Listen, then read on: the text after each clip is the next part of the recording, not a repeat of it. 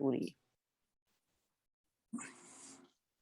अच्छा, असी हुण पोस्ट क्लासिकल पंजाबी पोइट्री जिहड़ी है उन्नू अज पढ़ना शुरू कर रहे हैं।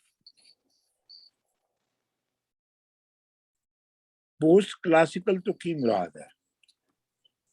जिहड़े आखिरी 3 क्लासिकल पोइट्स ने पंजाबी शायरी दे, वो ने मौलवी गुलाम रसूल, मियाँ मुहम्मद बख्श ते ख्वाजा गुलाम फरीद। इन्हां विचों सारियां तो एंड दे उत्ते अपना मियाँ मुहम्मद बख्श साहब 1907 विच मरे सन। वो पहले क्लासिकल शायर सन जिन्हां ने अपना जिहड़ी उन्हां दी किताब है सैफुल मलूक, मशहूर किताब, सैफुल मलूक दा प्रूफ रीडिंग उन्होंने लाहौर आके आप की सी। छापा खाना आ चुकिया सी उस वेले तक।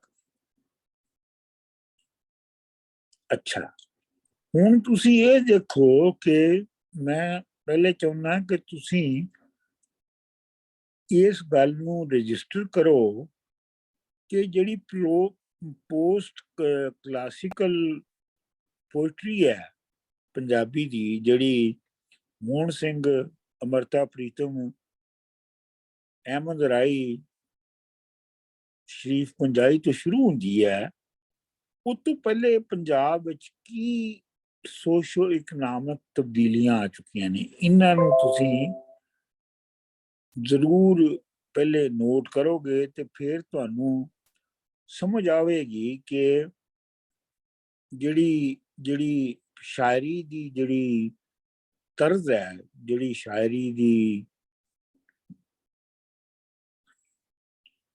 एक्सप्रैशंस ने, वो किवें और क्यों बदले ने।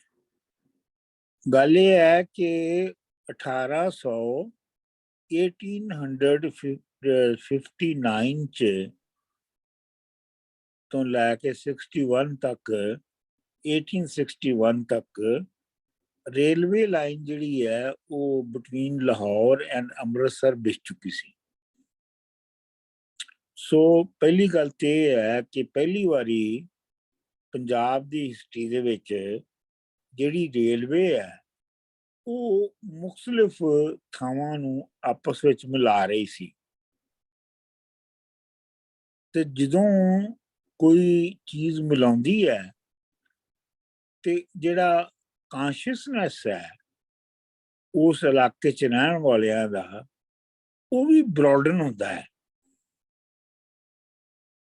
क्योंकि जिहड़ी ट्रडिशनल है वो ते बंदा पिंड अपने, मैं अपने पिंड की सतह ते ही उस पद्धर ते ही सोचना है ना।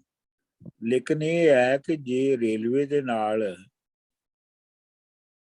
सारा पंजाब जिहड़ा है वो जुड़ जाता है, एक दूजे दे नाल सारे शहर जुड़ जाते ने, ते फिर वो सोच जिहड़ी है वो ब्रॉडन हो जाएगी।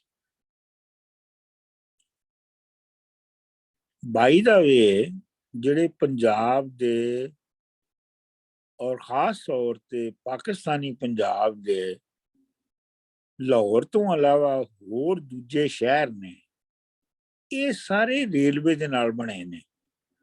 मिसाल के तौर के उत्ते रेलवे के आने तो पहले जिहड़ा मेरा शहर है साहिवाल, जिहड़ा पहले मंटगोमरी कोलों घुमाउंदा सी, ये एक पिंड सी साइयां दा।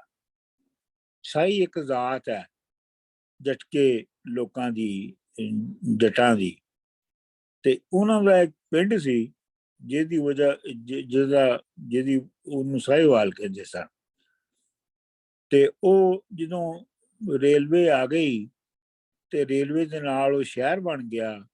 शहर बन तो बाद उन्नू डिस्ट्रिक्ट हैडकुआटर बनाया गया। डिस्ट्रिक्ट हैडकुआटर बन तो बाद उहदा नाम जिहड़ा लैफ्टिनेंट गवर्नर सी जनरल मोंटगोमरी, ਉਹਦੇ ਨਾਂ ਤੇ ਉੱਤੇ ਉਹਦਾ ਨਾਂ ਰੱਖਿਆ ਗਿਆ ਜਨਰਲ ਮੌਂਟਗੋਮਰੀ ਦੇ ਨਾਂ ਤੇ। ਸੋ ਇੱਕ ਤੇ ਗੱਲ ਇਹ ਹੈਗੀ ਹੈ ਕਿ ਜਿਹੜੀ ਮੀਨਸ ਆਫ ਕਮਿਊਨੀਕੇਸ਼ਨ ਸਨ ਅੰਗਰੇਜ਼ ਦੇ ਆਉਣ ਤੋਂ ਬਾਅਦ ਉਹ ਬਿਲਕੁਲ ਬ੍ਰੌਡਨ ਹੋ ਗਏ ਸਨ ਔਰ ਸ਼ੇਅਰਿੰਗ ਜਿਹੜੀ ਸੀ ਪੰਜਾਬ ਵਿੱਚ ਉਹ ਪਹਿਲੇ ਤੋਂ ਵੱਧ ਗਈ ਸੀ। ਇੱਕ ਗੱਲ। ਦੂਜੀ ਗੱਲ ਇਹ ਕਿ ਅੰਗਰੇਜ਼ ਨੇ ਆ ਕੇ ਤੇ ਉਰਦੂ ਨੂੰ ਫਾਰਸੀ ਦੀ, ਉਸ ਤੋਂ ਪਹਿਲੇ ਫਾਰਸੀ ਸੀ ऑफिशियल लैंग्वेज और एजुकेशन दी लैंग्वेज फारसी सी। 10वें गुरु ने जफरनामा फारसी च लिखिया है। ਇਹਦਾ ਤਲਕ ਫਾਰਸੀ ਦਾ ਜਾਂ ਉਰਦੂ ਦਾ ਮੁਸਲਮਾਨਾਂ, ਹਿੰਦੂਆਂ, ਸਿੱਖਾਂ ਦੇ ਨਾਲ ਨਹੀਂ ਹੈ। ਇਹ ਉਹਨਾਂ ਵੇਲਿਆਂ ਦੀ ਜੋ ਵੀ ਕੰਪਲਸ਼ਨਸ ਨੇ ਉਹਨਾਂ ਦੇ ਤਹਿਤ ਹੁੰਦਾ ਹੈ। ਵਗਰਨਾ ਦਸਵੇਂ ਗੁਰੂ ਜਿਹੜੇ ਨੇ ਉਹ ਫਾਰਸੀ ਦੇ ਵਿੱਚ ਤੇ ਨਾ ਲਿਖਦੇ ਆਪਣੀ ਜ਼ਫਰਨਾਮਾ। ਸੋ ਅੰਗਰੇਜ਼ ਨੇ ਆ ਕੇ ਪੰਜਾਬ ਵਿੱਚ ਉਰਦੂ ਇੰਪਲੀਮੈਂਟ ਕਰ ਦਿੱਤੀ ਤੇ ਫਾਰਸੀ ਜਿਹੜੀ ਹੈ ਪਰਸ਼ੀਅਨ ਉਹ ਬਤੌਰ ਟ੍ਰੈਡੀਸ਼ਨ ਦੇ ਵੈਸੇ ਹੀ ਪੜ੍ਹੀ ਜਾ ਰਹੀ ਸੀ। ਜਦੋਂ ਮੈਂ ਸਕੂਲੇ ਗਿਆ, ਮਿਡਲ ਸਕੂਲ ਚ ਗਿਆ ਤੇ ਮਿਡਲ ਸਕੂਲ ਦੇ ਵਿੱਚ ਜਿਹੜੀ ਆਪਸ਼ਨ ਸੀ ਮੇਰੇ ਕੋਲ ਸਕੂਲ ਦੇ ਵਿੱਚ ਉਹ ਸਿਰਫ ਫਾਰਸੀ ਪੜ੍ਹਨਾ ਸੀ। ਇਹ ਮੈਨੂੰ ਪਤਾ ਹੈ ਕਿ ਹੋਰ ਜਿਹੜੇ ਸ਼ਹਿਰਾਂ ਦੇ ਸਕੂਲ ਸਨ ਉਹਨਾਂ ਵਿੱਚ ਫਾਰਸੀ ਲਾਜ਼ਮੀ ਤੌਰ ਤੇ ਨਹੀਂ ਸੀ ਪੜ੍ਹਾਈ ਜਾਂਦੀ। ਉਹ ਲੋਕੀ ਹੋਰ ਵੀ ਸਬਜੈਕਟ ਪੜ੍ਹ ਸਕਦੇ ਸਨ, ਪਰ ਇਹਨਾਂ ਜਿਹੜੀ ਇਹ ਪੇਂਡੂ ਸਕੂਲ ਸਨ, ਜਿਵੇਂ ਮੇਰਾ ਸਕੂਲ ਸੀ ਤੇ ਮਾਸਟਰ ਬਰਕਤ ਅਲੀ ਫਾਰਸੀ ਪੜ੍ਹਾਉਂਦਾ ਸੀ। ਹਫਤੇ 'ਚ ਇੱਕ ਦਿਨ ਬੜੀ ਕੁੱਟ ਚੜਾਉਂਦਾ ਸੀ ਮੁੰਡਿਆਂ ਨੂੰ ਤੇ ਉਹ ਫਾਰਸੀ ਮੈਂ ਪੜ੍ਹੀ 6ਵੀਂ ਤੋਂ ਲੈ ਕੇ 8ਵੀਂ ਤੱਕ ਤੇ ਬੜਾ ਅੱਛਾ ਹੋਇਆ ਇਸ ਲਈ ਕਿ ਮੈਨੂੰ ਫਾਰਸੀ ਆ ਗਈ ਔਰ ਫਾਰਸੀ ਦੀ ਬੇਸਿਕਸ ਆ ਗਈਆਂ।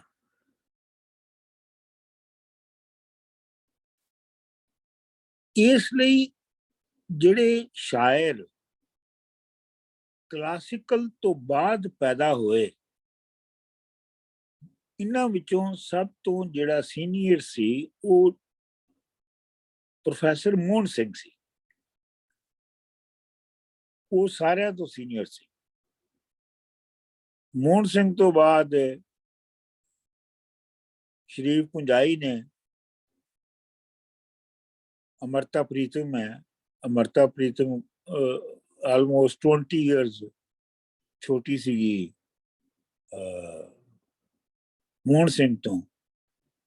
ਤੇ ਫਿਰ ਅਹਿਮਦ ਰਾਈ 1930s ਦੇ ਵਿੱਚ ਪੈਦਾ ਹੋਇਆ ਅੰਮ੍ਰਿਤਸਰ 'ਚ। ਮਤਲਬ ਜਿਸ ਵੇਲੇ ਕਲਾਸਿਕਲ ਪੋਇਟਰੀ ਦਾ ਐਂਡ ਹੋ ਰਿਹਾ ਸੀ, ਯਾਨੀ ਤੁਸੀਂ ਸਮਝ ਲਓ ਕਿ 1907 'ਚ ਅਗਰ ਮੁਹੰਮਦ ਬਖਸ਼ ਮਰਿਆ ਤੇ ਜਿੱਥੋਂ ਕਲਾਸਿਕਲ ਪੋਇਟਰੀ ਦਾ ਐਂਡ ਹੋਇਆ ਉਸ ਵੇਲੇ ਨਵੀਂ ਰੀਤ ਦੇ ਪੰਜਾਬੀ ਸ਼ਾਇਰ ਜਿਹੜੇ ਨੇ ਉਹ ਪੈਦਾ ਹੋ ਰਹੇ ਸਨ। ਕਿਉਂਕਿ ਸਾਰੇ ਇਹ ਜਿਹੜੇ ਮੋਹਨ ਸਿੰਘ ਤੋਂ ਲੈ ਕੇ ਤੇ ਅਹਿਮਦ ਰਾਈ ਤੱਕ ਇਹ ਸਾਰੇ ਹੀ 1907 ਤੋਂ ਬਾਅਦ ਪੈਦਾ ਹੋਏ ਨੇ ਔਰ ਉਸ ਵੇਲੇ ਤੱਕ 1854 ਦੇ ਵਿੱਚ ਅੰਗਰੇਜ਼ਾਂ ਨੇ ਉਰਦੂ ਨੂੰ ਪੰਜਾਬ ਵਿੱਚ ਜਿਹੜਾ ਹੈ ਉਹ ਲਾਗੂ ਕਰਤਾ ਸੀ। ਤੇ ਇਹ ਜਿਹੜੇ ਸਾਰੇ ਜਿਹੜੇ ਨਵੇਂ ਪੋਇਟ ਆਏ, ਭਾਵੇਂ ਉਹ ਮੋਹਨ ਸਿੰਘ ਹੋਵੇ ਜਾਂ ਉਹ ਅਮਰਤਾ ਪ੍ਰੀਤਮ ਹੋਵੇ ਜਾਂ ਉਹ ਅਹਿਮਦ ਰਾਈ ਹੋਵੇ ਜਾਂ ਉਹ ਸ਼ਰੀਫ ਪੁੰਜਾਈ ਹੋਵੇ, ਤੇ ਇਹਨਾਂ ਦੀ ਬੇਸਿਕ ਐਜੂਕੇਸ਼ਨ ਜਿਹੜੀ ਹੈ ਉਹ ਉਰਦੂ ਫਾਰਸੀ ਵਿੱਚ ਹੋਈ ਸੀ। ਉਰਦੂ ਤੇ ਕੰਪਲਸਰੀ ਲੈਂਗੁਏਜ ਸੀ, ਸੋ ਉਰਦੂ ਤੇ ਸਾਰਿਆਂ ਨੂੰ ਪੜ੍ਹਨੀ ਪੈਂਦੀ ਸੀ। ਉਹਦੇ ਵਿੱਚ ਇਹ ਜਿਹੜਾ ਵੀ ਬੰਦਾ ਸਕੂਲ ਜਾਂਦਾ ਹੈ ਜਾਂ ਕਾਲਜ ਜਾਂਦਾ ਹੈ ਉਹਨੂੰ ਉਰਦੂ ਪੜ੍ਹਨੀ ਪੈਂਦੀ ਹੈ। तो लिहाजा ये वो नस्ल सी, पहली नस्ल सी ਜਿਹੜੀ ਕਿ ਉਰਦੂ ਦੇ ਵਿੱਚ ਐਜੂਕੇਟ ਹੋਈ। ਜਿਹੜੀ ਪੁਰਾਣੀ ਨਸਲ ਸੀ ਮੀਆਂ ਮੁਹੰਮਦ ਬਖਸ਼ ਸਾਹਿਬ ਤੱਕ ਦੀ, ਉਹ ਉਰਦੂ ਦੇ ਵਿੱਚ ਐਜੂਕੇਟਡ ਨਹੀਂ ਸੀ। ਉਹ ਉਹਨਾਂ ਦੀ ਐਜੂਕੇਸ਼ਨ ਪ੍ਰਾਇਮਰੀਲੀ ਆਪਣੀ ਮਾਦਰੀ ਯਾਨੀ ਮਦਰ ਲੈਂਗੁਏਜ ਜਾਂ ਫਾਰਸੀ ਦੇ ਵਿੱਚ ਸੀ। ਇਹ ਪਹਿਲੀ ਦਫਾ ਸੀ ਕਿ ਜਿਹੜੀ ਉਰਦੂ ਦੀ ਇੰਟਰਵੈਂਸ਼ਨ ਹੈ ਉਹ ਹੋ ਰਹੀ ਸੀ। ਹੁਣ ਤੁਸੀਂ ਇਹ ਦੇਖੋ ਕਿ ਜਿਸ ਜ਼ਮਾਨੇ ਦੀ ਵਿੱਚ ਇਹ ਨਵੀਂ ਨਿਊ ਕਲਾਸੀਕਲ ਪੋਇਟਰੀ ਜਿਹੜੀ ਹੈ ਉਹ ਸ਼ੁਰੂ ਹੋਈ, ਉਦੋਂ ਤੱਕ ਤੁਸੀਂ ਇਹ ਵੇਖੋ ਕਿ ਇੱਕ ਤੇ ਰੇਲਵੇ ਆ ਚੁੱਕੀ ਹੈ ਪੂਰੇ ਇਸ ਏਰੀਆ 'ਚ। ਦੂਜੀ, ਅੰਗਰੇਜ਼ ਨੇ ਨਹਿਰਾਂ ਕੱਢ ਕੇ ਤੇ ਜਿਹੜਾ ਵੈਸਟਰਨ ਪੰਜਾਬ ਜਿਹੜਾ ਆਲਮੋਸਟ ਬੈਰਨ ਏਰੀਆ ਸੀ, ਉਹਨੂੰ 1918 ਨੇ 1920 ਤੱਕ ਉਹਨੂੰ ਉਹਨਾਂ ਨੇ ਆਬਾਦ ਕਰ ਦਿੱਤਾ ਸੀ। ਔਰ ਜਿਹੜੀ ਪ੍ਰੋਸਪੈਰਿਟੀ, ਨਵੀਂ ਪ੍ਰੋਸਪੈਰਿਟੀ ਹੈ, ਨਵੀਆਂ ਇਕਨੋਮਿਕ ਅਪਰਚੁਨਿਟੀਜ਼ ਨੇ ਉਹ ਸਾਹਮਣੇ ਆ ਗਈਆਂ ਸਨ। ਉਹਦੀ ਸਭ ਤੋਂ ਵੱਡੀ ਮਿਸਾਲ ਮੇਰੀ ਆਪਣੀ ਫੈਮਿਲੀ ਹੈ। ਮੇਰਾ ਪਿਓ ਜਵਾਨੀ 'ਚ ਮੇਰਾ ਖਿਆਲ 20 ਸਾਲਾਂ ਦਾ ਹੋਏਗਾ ਜਦੋਂ ਉਹਨੇ ਆ ਕੇ ਮਿੰਟੂਰੀ, ਜਿਹੜਾ ਹੁਣ ਸਾਡਾ ਪਿੰਡ ਹੈ 60 ਬੁਰਜਵਾਲਾ, 65L ਬੁਰਜਵਾਲਾ, ਉਹਦੇ ਵਿੱਚ ਆ ਕੇ ਆਬਾਦ ਹੋਇਆ ਸੀ। ਤੇ ਇਹ ਮੈਨੂੰ ਪਤਾ ਹੈ ਕਿ ਇਹ ਜਿਹੜੇ ਇੱਥੇ ਜਿਹਨੂੰ ਬਾਰੀਏ ਕਹਿੰਦੇ ਸਨ, ਇਹ ਕਿਉਂਕਿ ਬਾੜ ਦੇ ਵਿੱਚ ਆਬਾਦ ਹੋਏ ਸਨ ਨਾ, ਤੇ ਇਹਨਾਂ ਨੂੰ ਬਾਰੀਏ ਕਹਿੰਦੇ ਸਨ। ਇਹ ਜਿਹੜੇ ਉਧਰੋਂ ਈਸਟ ਪੰਜਾਬ ਤੋਂ ਆਏ ਸਨ, ਤੇ ਇਹ ਜਿਹੜੇ ਬਾਰੀਏ ਸਨ ਇਹ ਆਪਣੇ ਕੰਪੈਟਰੀਆਟਸ ਜਿਹੜੇ ਈਸਟ ਪੰਜਾਬ 'ਚ ਰਹਿ ਗਏ ਸਨ, ਉਹਨਾਂ ਤੋਂ ਬਹੁਤ ਜ਼ਿਆਦਾ ਪ੍ਰੋਸਪਰ ਸਨ, ਕਿਉਂਕਿ ਇਹਨਾਂ ਨੂੰ ਇੱਕ ਤੇ ਲੈਂਡ ਜ਼ਿਆਦਾ ਮਿਲੀ ਸੀ। ਜਿਹੜੀ ਲੈਂਡ ਜਿਹੜੀ ਟ੍ਰੈਡੀਸ਼ਨਲ ਉਹਨਾਂ ਦੇ ਟ੍ਰੈਡੀਸ਼ਨਲ ਪਿੰਡਾਂ ਵਿੱਚ ਸੀ, ਉਹ ਤੇ ਬਹੁਤ ਹੀ ਥੋੜੀ ਸੀ। ਤੁਸੀਂ ਉਹਦਾ ਅੰਦਾਜ਼ਾ ਇਸ ਤੋਂ ਲਾਓ, ਮੋਟਾ ਜਿਹਾ ਅੰਦਾਜ਼ਾ ਮੈਂ ਤੁਹਾਨੂੰ ਦੱਸਣਾ ਉਹਦਾ ਕਿ ਲੈਂਡ ਹੋਲਡਿੰਗ ਕਿੰਨੀ ਸੀ। ਸਾਡੇ ਪਿੰਡ ਵਿੱਚ, ਸਾਡਾ ਪਿੰਡ ਜਿਹੜਾ ਹੈ, ਮੇਰਾ ਪਿੰਡ, ਉਹ ਡਿਸਟ੍ਰਿਕਟ ਸਾਹੀਵਾਲ ਦਾ ਜਾਂ ਮੰਡੂਰੀ ਦਾ ਸਭ ਤੋਂ ਵੱਡਾ ਸ਼ਾਇਦ ਪਿੰਡ ਹੈ। ਉਹਦੇ 2 ਪਿੰਡਾਂ ਜਿੰਨਾ ਇੱਕ ਪਿੰਡ ਹੈ। ਤੇ ਤੁਸੀਂ ਇਹ ਦੇਖੋ ਕਿ ਜਿਹੜੀ ਕਲੇਮਸ ਦੇ ਵਿੱਚ ਲੈਂਡ ਮਿਲੀ ਹੈ, ਉਹ ਟੋਟਲ 25 ਤੋਂ 30 ਏਕੜ ਜ਼ਮੀਨ ਹੈ ਕੁੱਲ। ਯਾਨੀ ਮਤਲਬ ਜਿਹੜੇ ਉੱਥੋਂ ਆਏ, ਜਿਹੜੀ ਉੱਥੇ ਹੋਲਡਿੰਗ ਸੀ ਲੋਕਾਂ ਦੀ, ਉਹ 30 ਏਕੜ ਦੇ ਬਰਾਬਰ ਸੀ। ਜਦੋਂ ਕਿ ਇੱਥੇ ਤੇ ਪਰ ਇੰਡੀਵਿਜੂਅਲ 25 ਏਕੜਸ ਅਲਾਟ ਹੋਏ ਸਨ। ਤੇ ਉਹ ਤੁਸੀਂ ਹੈਰਾਨ ਹੋਵੋਗੇ ਕਿ ਉਹਨਾਂ 30 ਏਕੜ ਦੇ ਵਿੱਚੋਂ 15 ਏਕੜ ਤੇ ਸਾਡੀ ਫੈਮਿਲੀ ਦੇ ਸਨ।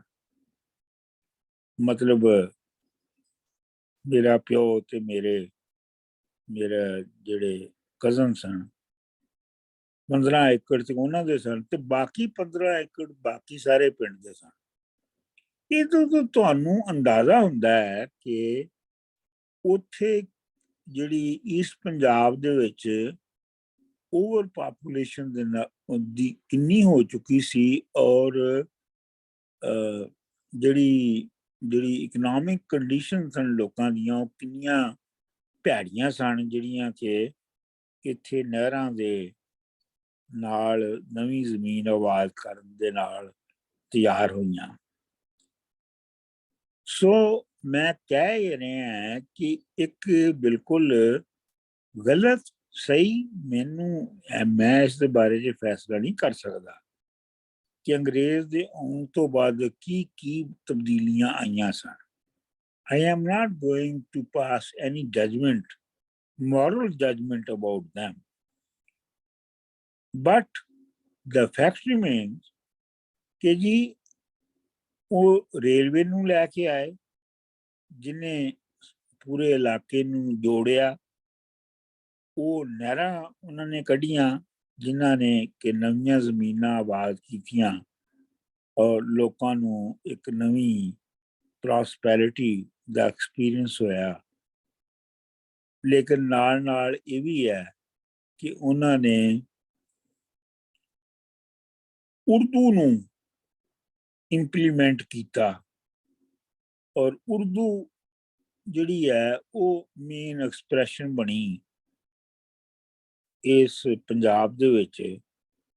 उहदा उर्दू दा तलक इस नाल नहीं सी कि तुसी हिंदू हो या सिख हो या मुसलमान हो। इस वास्ते ये तुसी गौर फरमाओ कि पार्टीशन तो पहले दे जिहड़े उर्दू राइटर्स ने उन्हां दे विच मोस्टली सिख और हिंदू ने, उहदे च ज्यादा मुसलमान राइटर नहीं है, क्योंकि उस वेले जिहड़ी जिहड़ी जिहड़ी प्रॉस्परस एलीट क्लास सी हिंदू सिखां दी सी ते ओही एजुकेट हुंदे सन ते ओही लिखदे भी सन। मुसलमानां दे विच जिहड़ी ज्यादा पेजेंट्री सी और वर्किंग क्लास सी उन्हां विच वो लोग नहीं सी हैगे। ये डिस्टिंक्शन जिहड़ी है ये अपने ज़हन दे विच रखो कि ये जिहड़ी झगड़ा हैगा ज़बानां दा, उर्दू दा, फारसी दा, पंजाबी दा, ये रिलीजियस दा मामला नहीं है, ये रिलीजन दा मामला नहीं है। ये होर दूजे फैक्टर्स ने जिहड़े इनू इफेक्ट कर रहे हैं। मेरा अपना जिथों तक मैनू याद है, हो सकता मैं गलत होवां, लेकिन जिथों तक मैनू याद है कि प्रोफैसर मोहन सिंह जिहड़ा सी जिहदी असीं नज़म पढ़ांगे अज, वो फारसी दा प्रोफैसर सी जिहड़ा ओरिएंटल कॉलेज लाहौर। सही कह रहे हो सर, या सही हाँ कह रहे हो, ही वाज सर, सही कह रहे हो तुसी। हाँ नहीं, मैनू मैनू याद है जिहड़ा ओरिएंटल कॉलेज जिहड़ा ज़बानां दा जिहड़ा डिपार्टमेंट है पंजाब यूनिवर्सिटी दा, oriental college they which mostly the head of the departments were Sikhs, not Muslims. So मैं कह ये रहा है कि इस गल नूं अपने बिल्कुल ध्यान विच रखो कि उर्दू फारसी कोई मुसलमानां दी जागीर नहीं सी हैगी। Dr. Saf, can I just ask a question? Sorry. Yes. So you know everything you've said so far, we're talking about pre-partition, right? Yes. So there's no such thing as East and West Punjab at this point. No, we are not. No. We are talking about a unified Punjab. So it's unified. Okay, got it. I just wanted to clarify that. Thank you. Yes, I am talking about a unified Punjab and the changes which were taking place in unified Punjab. अच्छा doctor साहब मैं question पूछा है जी। जी पूछो। ਇਹ ਤੁਸੀਂ ਤਿੰਨ reasons ਦੱਸੇ ਨੇ ਕਿ ਅੰਗਰੇਜ਼ਾਂ ਨੇ ਇੱਕ ਤਾਂ ਰੇਲਵੇ ਲਿਆਂਦੀ ਆ ਤੇ ਨਹਿਰਾਂ ਲਿਆਂਦੀਆਂ, ਇਕਨੋਮਿਕ ਰੀਜ਼ਨ ਹੋਏਗਾ ਉਹਨਾਂ ਦਾ ਲਾਉਣ ਦਾ, ਤੇ ਤੀਸਰੀ ਜਿਹੜੀ ਲੈਂਗੁਏਜ ਨੂੰ ਉਰਦੂ ਬਣਾਇਆ ਉਹਦਾ ਰੀਜ਼ਨ ਕੀ, ਉਹ ਵੀ ਕੋਈ ਉਹਦਾ ਕੀ ਰੀਜ਼ਨ ਹੈ ਇਹਨਾਂ ਨੇ ਜਿਹੜੀ ਇਹ ਬਣੀ ਹੈ? Political reason I think. ਜਿੱਥੋਂ ਤੱਕ ਮੇਰੀ ਰਿਸਰਚ ਅਮਰਜੀਤ ਜੀ ਹੈ, हाँ जी, ये ऐसा क्वेश्चन है कि जिहदे उत्ते मैं काफ़ी रिसर्च की है और अंग्रेज़ां दी जिहड़ी कॉरस्पोंडेंस है ਉਰਦੂ ਇੰਪਲੀਮੈਂਟ ਕਰਨ ਵੇਲੇ ਉਹ ਇੱਕ ਕਿਤਾਬ ਹੈਗੀ ਆ ਦ ਇੰਪਲੀਮੈਂਟੇਸ਼ਨ ਆਫ ਉਰਦੂ ਰਿਟਨ ਕੰਪਾਈਲਡ ਬਾਈ ਚੌਧਰੀ ਮੁਹੰਮਦ ਰਫੀਕ ਤੇ ਉਹਨੇ ਜਿਹੜੀ ਅੰਗਰੇਜ਼ਾਂ ਦੀ ਕਾਰਸਪੋਂਡੈਂਸ ਹੋ ਰਹੀ ਸੀ ਲੈਂਗੁਏਜ ਦੇ ਉੱਤੇ ਉਹਨੇ ਛਾਪਿਆ। ਸੋ ਮੈਂ ਉਹ ਵੀ ਪੜ੍ਹੀ ਹੈ ਔਰ ਮੇਰਾ ਖਿਆਲ ਹੈ ਕਿ ਮੇਰੇ ਕੋਲ ਹੈ ਵੀ ਆ ਕਿਤੇ। ਅੱਛਾ, ਮੇਰੇ ਖਿਆਲ ਦੇ ਵਿੱਚ ਉਹਦੀਆਂ ਜਿਹੜੀਆਂ ਮਲਟੀਪਲ ਰੀਜ਼ਨਸ ਹਨ। ਇੱਕ ਤੇ ਰੀਜ਼ਨ ਉਹਦੀ ਇਹ ਸੀ ਕਿ ਜਿਹੜੀ ਰਣਜੀਤ ਸਿੰਘ ਦੀ ਅੰਪਾਇਰ ਸੀ, ਸਿੱਖ ਅੰਪਾਇਰ ਜਿਹਨੂੰ ਕਹਿੰਦੇ ਆ ਅਸੀਂ, ਮੈਂ ਨਹੀਂ ਕਹਿੰਦਾ ਉਹਨੂੰ ਸਿੱਖ ਅੰਪਾਇਰ, ਮੈਂ ਉਹਨੂੰ ਜੱਟ ਅੰਪਾਇਰ ਕਹਾਂਗਾ। ਇੱਕ ਤੇ ਇਹ ਹੈ ਕਿ ਉਹ ਮਲਟੀਲਿੰਗੁਅਲ ਸੀ, ਉਹਦੇ ਵਿੱਚ ਪਿਸ਼ਾਵਰ ਵੀ ਸ਼ਾਮਲ ਸੀ ਤੇ ਉਹਦੇ ਵਿੱਚ ਅਗਰ ਤੁਸੀਂ ਸਾਊਥ ਵਿੱਚ ਜਾਓ ਤੇ ਉਹਦੇ ਵਿੱਚ ਸਿੰਧੀ ਇਲਾਕੇ ਵੀ ਸ਼ਾਮਲ ਸਨ। ਸੋ ਇੱਕ ਤੇ ਇਹ ਹੈ ਕਿ ਇਹ ਮਲਟੀਲਿੰਗੁਅਲ ਅੰਪਾਇਰ ਸੀ ਰਣਜੀਤ ਸਿੰਘ ਦੀ। ਔਰ ਜਦੋਂ ਅੰਗਰੇਜ਼ਾਂ ਨੇ ਟੇਕ ਓਵਰ ਕੀਤਾ ਤੇ ਉਹਨਾਂ ਦਾ ਮਸਲਾ ਇਹ ਸੀ ਕਿ ਇਸ ਮਲਟੀਲਿੰਗੁਅਲ ਦੇ ਵਿੱਚ ਕਿਹੜੀ ਲੈਂਗੁਏਜ ਜਿਹੜੀ ਹੈ ਉਹਨੂੰ ਅਸੀਂ ਸਟੈਂਡਰਡਾਈਜ਼ ਕਰੀਏ। I see. ਇੱਕ ਵਜ੍ਹਾ ਇਹ। ਦੂਜੀ ਵਜ੍ਹਾ ਇਹ ਹੈ ਕਿ ਮੇਰੇ ਖਿਆਲ 'ਚ ਕਿ ਜਿਹੜੀ ਯੂਪੀ ਦੇ ਵਿੱਚ ਉਹਨਾਂ ਦੀ ਹਕੂਮਤ ਸੀਗੀ, ਜਿਹੜੀ ਉਸ ਤੋਂ ਬਹੁਤ ਪਹਿਲੇ ਕਾਇਮ ਹੋ ਚੁੱਕੀ ਸੀ, 1857 ਤੋਂ ਬਾਅਦ ਕਾਇਮ ਹੋ ਚੁੱਕੀ ਸੀ,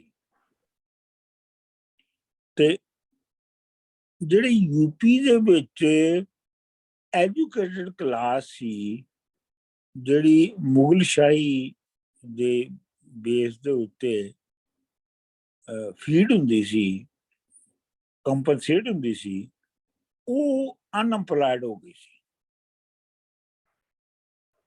ਮੇਰੇ ਖਿਆਲ ਦੇ ਵਿੱਚ ਅੰਗਰੇਜ਼ਾਂ ਨੇ ਪੰਜਾਬ ਵਿੱਚ ਉਰਦੂ ਲਾ ਕੇ ਤੇ ਉਹ ਜਿਹੜੀ ਯੂਪੀ ਦੀ ਅਨਐਮਪਲਾਇਡ ਐਲੀਟ ਸੀ ਉਹਨੂੰ ਐਡਜਸਟ ਕੀਤਾ।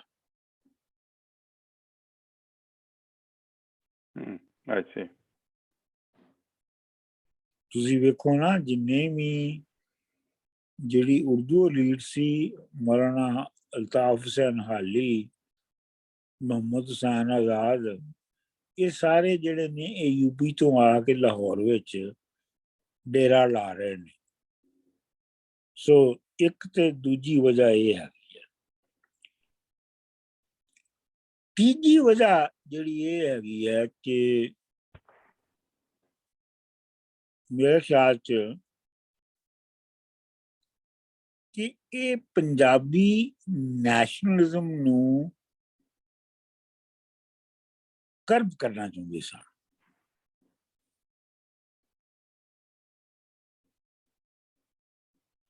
ਇਹ ਨਹੀਂ ਸੀ ਚਾਹੁੰਦੇ ਅੰਗਰੇਜ਼ ਕਿ ਪੰਜਾਬੀ ਨੈਸ਼ਨਲਿਜ਼ਮ ਜਿਹੜੀ ਹੈ ਉਹ ਉਹਨਾਂ ਦੇ ਪੀਰੀਅਡ ਦੇ ਵਿੱਚ ਉਭਰੇ।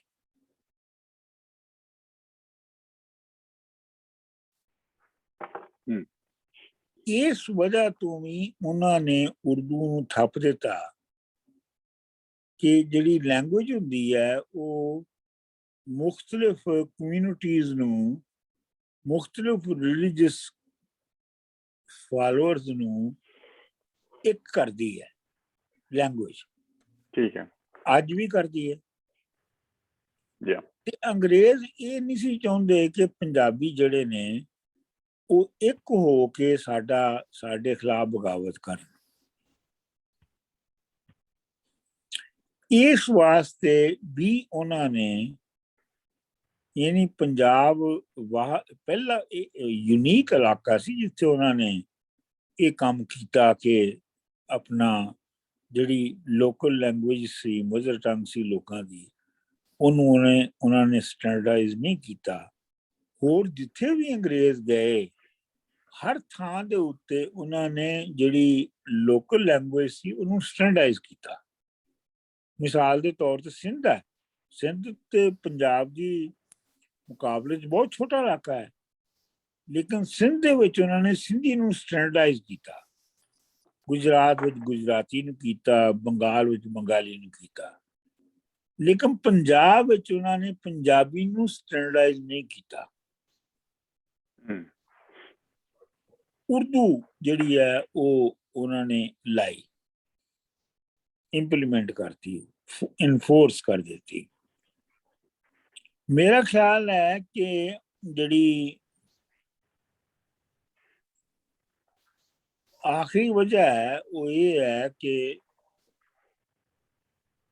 ਉਹ ਕਿਸੇ ਵੀ ਤਰ੍ਹਾਂ ਦੀ ਨੈਸ਼ਨਲਿਜ਼ਮ ਦੇ ਜਿਹੜੇ ਰਸਤੇ ਨੇ ਉਹਨਾਂ ਨੂੰ ਬੰਦ ਕਰਨਾ ਚਾਹੁੰਦੀ ਸੀ ਬ੍ਰਿਟਿਸ਼ ਐਮਪਾਇਰ। ਉਹ ਤੁਹਾਨੂੰ ਜਿਹੜਾ ਪੰਜਾਬ ਦੇ ਵਿੱਚ ਉਰਦੂ ਦੀ ਇੰਪਲੀਮੈਂਟੇਸ਼ਨ, ਉਹਦੇ ਵਿੱਚ ਉਹਨਾਂ ਵਾਜ਼ੇ ਜਿਹੜੀ ਨਜ਼ਰ ਨਹੀਂ ਆਉਂਦਾ, ਲੇਕਿਨ ਪਿਸ਼ਾਵਰ ਵਿੱਚ ਉਰਦੂ ਨੂੰ ਇੰਪਲੀਮੈਂਟ ਕਰਨ 'ਚ ਤੇ ਬਹੁਤ ਵਾਜ਼ੇ ਪੋਲੀਟੀਕਲ ਇੰਟੈਂਸ਼ਨਸ ਨਜ਼ਰ ਆਉਂਦੀਆਂ ਨੇ। ਉਹਨਾਂ ਕਿਹਾ ਜੀ ਅਸੀਂ ਇਹ ਹਰਗਿਜ਼ ਨਹੀਂ ਚਾਹੁੰਦੇ ਕਿ ਜਿਹੜੀ ਪਿਸ਼ਾਵਰ ਔਰ ਅਫਗਾਨਿਸਤਾਨ ਹੈ ਉਹਨਾਂ ਦੀ ਇੱਕ ਜ਼ਬਾਨ ਹੋਵੇ, ਯਾਨੀ ਫਾਰਸੀ। ਅਸੀਂ ਚਾਹੁੰਦੇ ਹਾਂ ਕਿ ਜਿਹੜੀ ਆਇਡੈਂਟੀਟੀ ਪਿਸ਼ਾਵਰੀਆਂ ਦੀ ਬਣੇ ਉਹ ਵੱਖ ਬਣੇ ਅਫਗਾਨਿਸਤਾਨ ਤੋਂ। ਸਮਝੋ ਨਾ ਗੱਲ ਨੂੰ? ਹਾਂਜੀ, ਸੋ ਇਹ ਕੁਛ ਰੀਜ਼ਨਸ ਨੇ ਜਿਹਨਾਂ ਦੀ ਵਜ੍ਹਾ ਤੋਂ ਉਰਦੂ ਜਿਹੜੀ ਹੈ ਉਹ ਪੰਜਾਬ ਦੀ ਜ਼ੁਬਾਨ ਬਣ ਗਈ। ਔਰ ਤੁਸੀਂ ਇਹ ਵੇਖੋ ਕਿ ਜਿਹੜੀ ਮੇਨ ਸਟ੍ਰੀਮ ਜਿਹੜੀ ਟ੍ਰੈਡੀਸ਼ਨ ਹੈ ਉਹਦੇ ਵਿੱਚ ਮੀਆਂ ਮੁਹੰਮਦ ਬਖਸ਼ ਸਾਹਿਬ ਤੋਂ ਬਾਅਦ ਜਿਹੜਾ ਪੰਜਾਬ ਦਾ ਵੱਡਾ ਸ਼ਾਇਰ ਸਾਹਮਣੇ ਆਉਂਦਾ ਹੈ ਉਹ ਅਲਾਮਾ ਇਕਬਾਲ ਹੈ। ਤੇ ਅਲਾਮਾ ਇਕਬਾਲ ਉਰਦੂ ਔਰ ਫਾਰਸੀ ਵਿੱਚ ਲਿਖਦਾ ਹੈ, ਉਹ ਪੰਜਾਬੀ ਵਿੱਚ ਨਹੀਂ ਲਿਖਦਾ। Wrongly or rightly, he was a very talented poet. मैं ये कहना है कि philosophically he was too much confused, but he had a unparalleled poetic sensibility, skill। ਮਤਲਬ ਤੁਸੀਂ ਉਹਦੀ ਸ਼ਾਇਰੀ ਪੜ੍ਹੋ ਤੇ ਉਹ ਤੁਹਾਨੂੰ ਲੱਗਦਾ ਹੈ ਕਿ ਯਾਰ ਇਹ ਮਿਸਰੇ ਕਿੱਥੋਂ ਆ ਰਹੇ ਨੇ, ਕੋਈ ਸਮਝ ਨਹੀਂ ਆਉਂਦੀ। ਲੇਕਿਨ ਇਹ ਹੈ ਕਿ ਅਗਰ ਤੁਸੀਂ ਐਂਡ ਦੇ ਉੱਤੇ ਉਹਨਾਂ ਨੂੰ ਐਨਾਲਾਈਜ਼ ਕਰੋ ਕਿ ਇਹਨਾਂ ਵਿੱਚ ਕਿਹਾ ਕੀ ਗਿਆ ਹੈ, ਤੇ ਉਹ ਮੋਸਟਲੀ ਕਾਫੀ ਕੰਜ਼ਰਵੇਟਿਵ ਹੁੰਦਾ ਹੈ। ਉਹਦੇ ਵਿੱਚ ਕੋਈ ਨਵੀਂ ਗੱਲ ਨਹੀਂ ਹੁੰਦੀ। At the most you can call him a scholastic thinker। ਬਿਲਕੁਲ ਸਹੀ। ਸਰ ਇੱਕ ਹੋਰ ਸੀਗਾ ਜਦ ਕਿ ਜਿਹੜੀ ਮਹਾਰਾਜਾ ਰਣਜੀਤ ਸਿੰਘ ਦੀ ਜਿਹੜੀ ਸੀਗੀ ਜਿਹੜਾ ਉਹਦਾ ਰੇਨ ਸੀਗਾ ਉਹ ਬੜਾ ਸ਼ਾਰਟ ਲਿਵਡ ਸੀ। ਇੱਕ ਉਹਦੇ ਟਾਈਮ ਵੀ ਨਹੀਂ ਸੀ ਟੂ ਐਸਟੈਬਲਿਸ਼ ਪੰਜਾਬੀ, ਕਿਉਂਕਿ ਜਿਹੜਾ ਵੀ ਤਜਾਰਤ ਦਾ ਲੈਂਗੁਏਜ ਐਟ ਦੈਟ ਟਾਈਮ ਸੀ ਜਾਂ ਜੁਡੀਸ਼ਰੀ ਦੀ ਲੈਂਗੁਏਜ ਸੀਗੀ ਉਹ ਪਰਸ਼ੀਅਨ ਹੀ ਸੀਗੀ। So there was not enough time. His reign was not long enough to change all that. Is that one of the reasons? नहीं, वो तो सही गल है कि मतलब ये है, देखो गल ये है कि तुसी ये गल पल्ले बन लो कि जेड़ा हाकम हुंदा है ना वो हाकम हुंदा है, ਉਹਦਾ ਜਿਹੜਾ ਰਿਲੀਜਨ ਹੁੰਦਾ ਹੈ ਉਹ ਸੈਕੰਡਰੀ ਹੁੰਦਾ ਹੈ। ਉਹਦਾ ਪਹਿਲਾ ਫੰਕਸ਼ਨ ਹੁੰਦਾ ਹੈ ਕਿ ਮੈਂ ਕਿਵੇਂ ਹਕੂਮਤ ਚਲਾਉਣੀ ਹੈ। ਤੇ ਜੇ ਹਕੂਮਤ ਦੇ ਵਿੱਚ ਜਿਹੜੀ ਫੰਕਸ਼ਨਰੀਜ਼ ਨੇ ਉਹ ਸਿਰਫ ਫਾਰਸੀ ਦੇ ਵਿੱਚ वर्क कर सकते हैं। और मैं इमेजिन करना है कि मोस्टली जिहड़ी ब्यूरोक्रेसी सी उस वेले वो मुसलमान तो नहीं सी हैगी रणजीत सिंह दे वेले च, वो मोस्टली हिंदू सी जिहड़ी ब्यूरोक्रेसी सी, जिहड़ी पर्शियन दे विच कारोबार करदी सी। ते रणजीत सिंह जिहड़ा है वो कोई बाकी हुकमरानां तो वक्त नहीं सी हैगा, उन्हें भी हुकूमत करनी सी ते वो इस पंगे च क्यों पैंदा कि जी मैं हुण जल्दी नाल पंजाबी नूं लावां, ये कोई खास उस वेले दा कोई प्रायोरिटी भी नहीं सी, कॉन्शियसनैस भी नहीं सी। ते वो जिहड़ी ब्यूरोक्रेसी चली आ रही सी पहले तो, उन्हें उन्हें यूज कीता। देखो ना ਉਹਦੀ ਜਿਹੜੀ ਮੇਨ ਉਹਦਾ ਜਿਹੜੀ ਕੈਬਨਿਟ ਦੇ ਵਿੱਚ ਜਿਹੜੀ ਸਪੈਸ਼ਲ ਪੋਜੀਸ਼ਨ ਸੀ ਰਣਜੀਤ ਸਿੰਘ ਦੀ ਪੀਰੀਅਡ ਦੀ ਹਕੂਮਤ ਦੇ ਵਿੱਚ, ਉਹ ਫਕੀਰ ਫੈਮਿਲੀ ਸੀ। ਫਕੀਰ ਫੈਮਿਲੀ ਲਾਹੌਰ ਦੀ ਐਲੀਟ ਫੈਮਿਲੀ ਸੀ, ਔਰ ਉਹ ਜਿਹੜੇ ਫਕੀਰ ਫੈਮਿਲੀ ਦੇ ਲੋਕ ਸਨ ਉਹ ਹੀ ਉਹਦੇ ਚੀਫ ਮਿਨਿਸਟਰ ਸਨ ਤੇ ਉਹ ਹੀ ਉਹਦੇ ਫਾਰਨ ਮਿਨਿਸਟਰ ਵੀ ਸਨ। ਸੋ ਜਿਹੜੀ ਫਕੀਰ ਫੈਮਿਲੀ ਸੀ ਉਹਨਾਂ ਦੀ ਕੋਈ ਅਲੀਜੈਂਸ ਪੰਜਾਬੀ ਨਾਲ ਨਹੀਂ ਸੀ, ਉਹਨਾਂ ਸਭ ਦੀ ਅਲੀਜੈਂਸ ਫਾਰਸੀ ਨਾਲ ਹੀ ਸੀ। ਤੁਹਾਨੂੰ ਪਤਾ ਹੈ ਕਿ ਜਿਹੜੀਆਂ ਲਾਹੌਰ ਦੀਆਂ ਦੋ ਪ੍ਰੋਮੀਨੈਂਟ ਫੈਮਿਲੀਜ਼ ਸਨ ਪੋਲੀਟੀਕਲੀ, ਇੱਕ ਤੇ ਕਜ਼ਲਬਾਸ਼ ਸਨ ਤੇ ਦੂਜੇ ਜਿਹੜੇ ਨੇ ਉਹ ਬਾਗਮਾਨਪੁਰੇ ਦੇ ਚੌਧਰੀ ਸਨ ਰਾਈ। ਜਿਹੜੇ ਕਜ਼ਲਬਾਸ਼ ਸਨ ਉਹ 1947 ਤੱਕ ਵੀ ਫਾਰਸੀ ਵਿੱਚ ਹੀ ਗੱਲ ਕਰਦੇ ਸਨ, ਉਹਨਾਂ ਨੇ ਉਰਦੂ ਵੀ ਨਹੀਂ ਸੀ ਅਡਾਪਟ ਕੀਤੀ। ਤੁਸੀਂ ਗੱਲ ਨੂੰ ਸਮਝਿਓ? ਹਾਂਜੀ ਹਾਂਜੀ ਹਾਂਜੀ। ਸੋ ਮੈਂ ਤੁਹਾਨੂੰ ਜਿਹੜਾ ਰੀਅਲਿਸਟਿਕ ਗਰਾਊਂਡ ਲੈਵਲ ਦੇ ਉੱਤੇ ਜਿਹੜਾ ਨਕਸ਼ਾ ਸੀ ਪੰਜਾਬ ਦਾ, ਉਹ ਮੈਂ ਤੁਹਾਨੂੰ ਦੱਸ ਰਿਹਾ ਹਾਂ, ਔਰ ਮੈਂ ਚਾਹੁੰਦਾ ਕਿ ਤੁਸੀਂ ਉਹਨੂੰ ਸਮਝੋ ਤੇ ਫਿਰ ਅਸੀਂ ਪੋਇਟਰੀ ਦੇ ਉੱਤੇ ਆਈਏ।